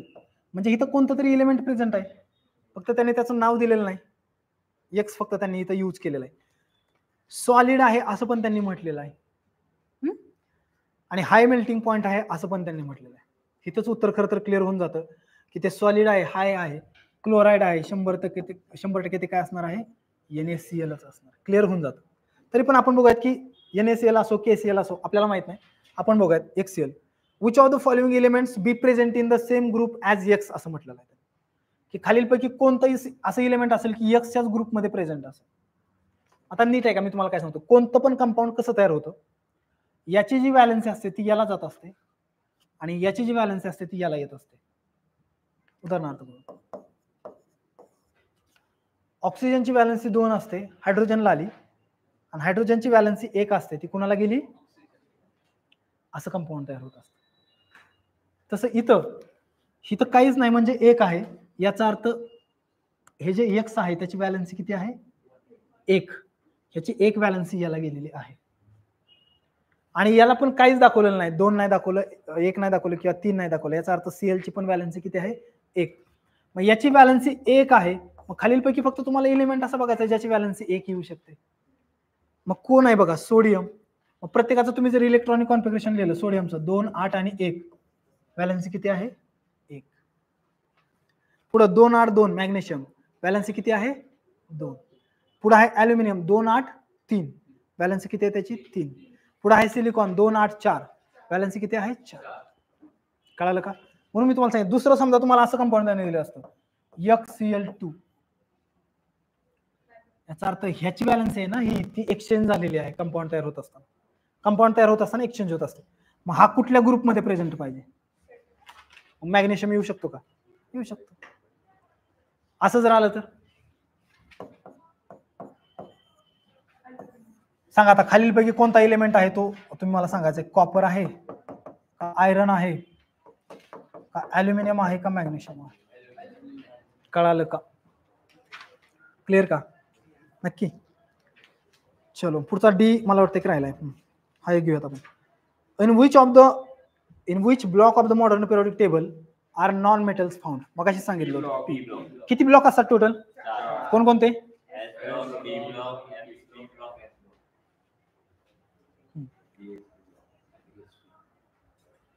सांगा मला आता इथं सांगा तुम्ही. चला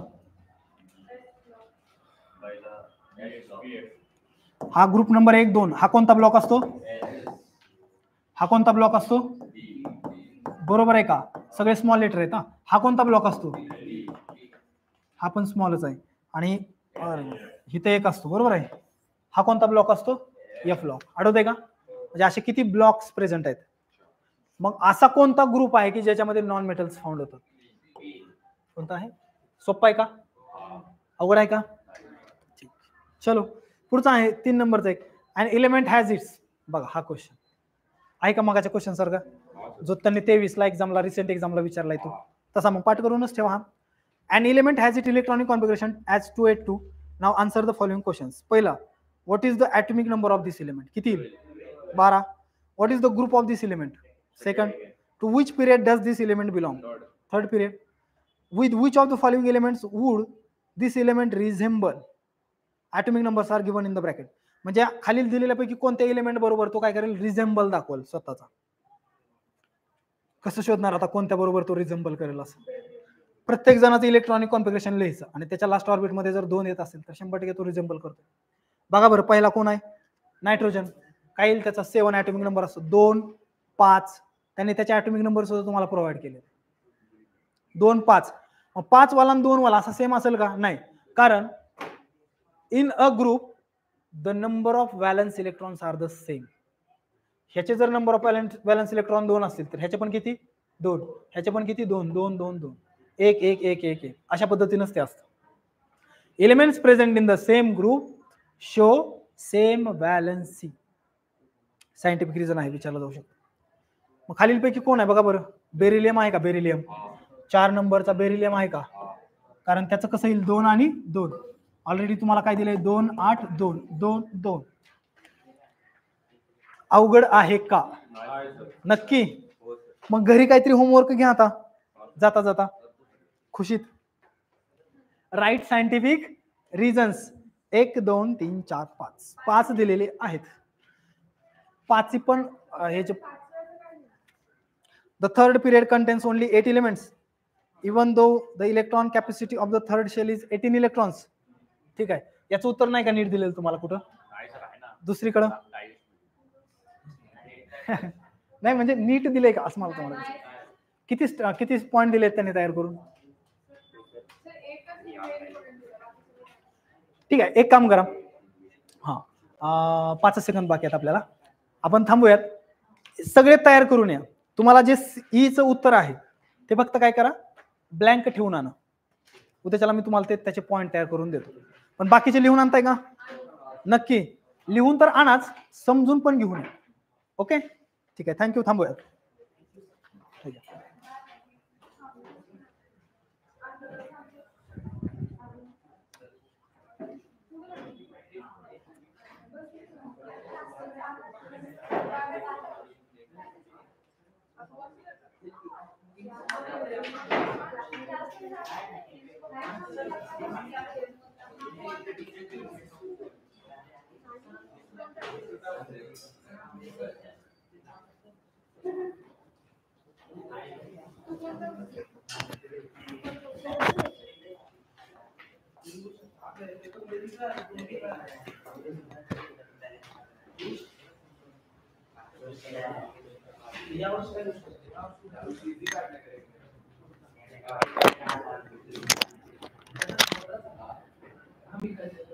झालं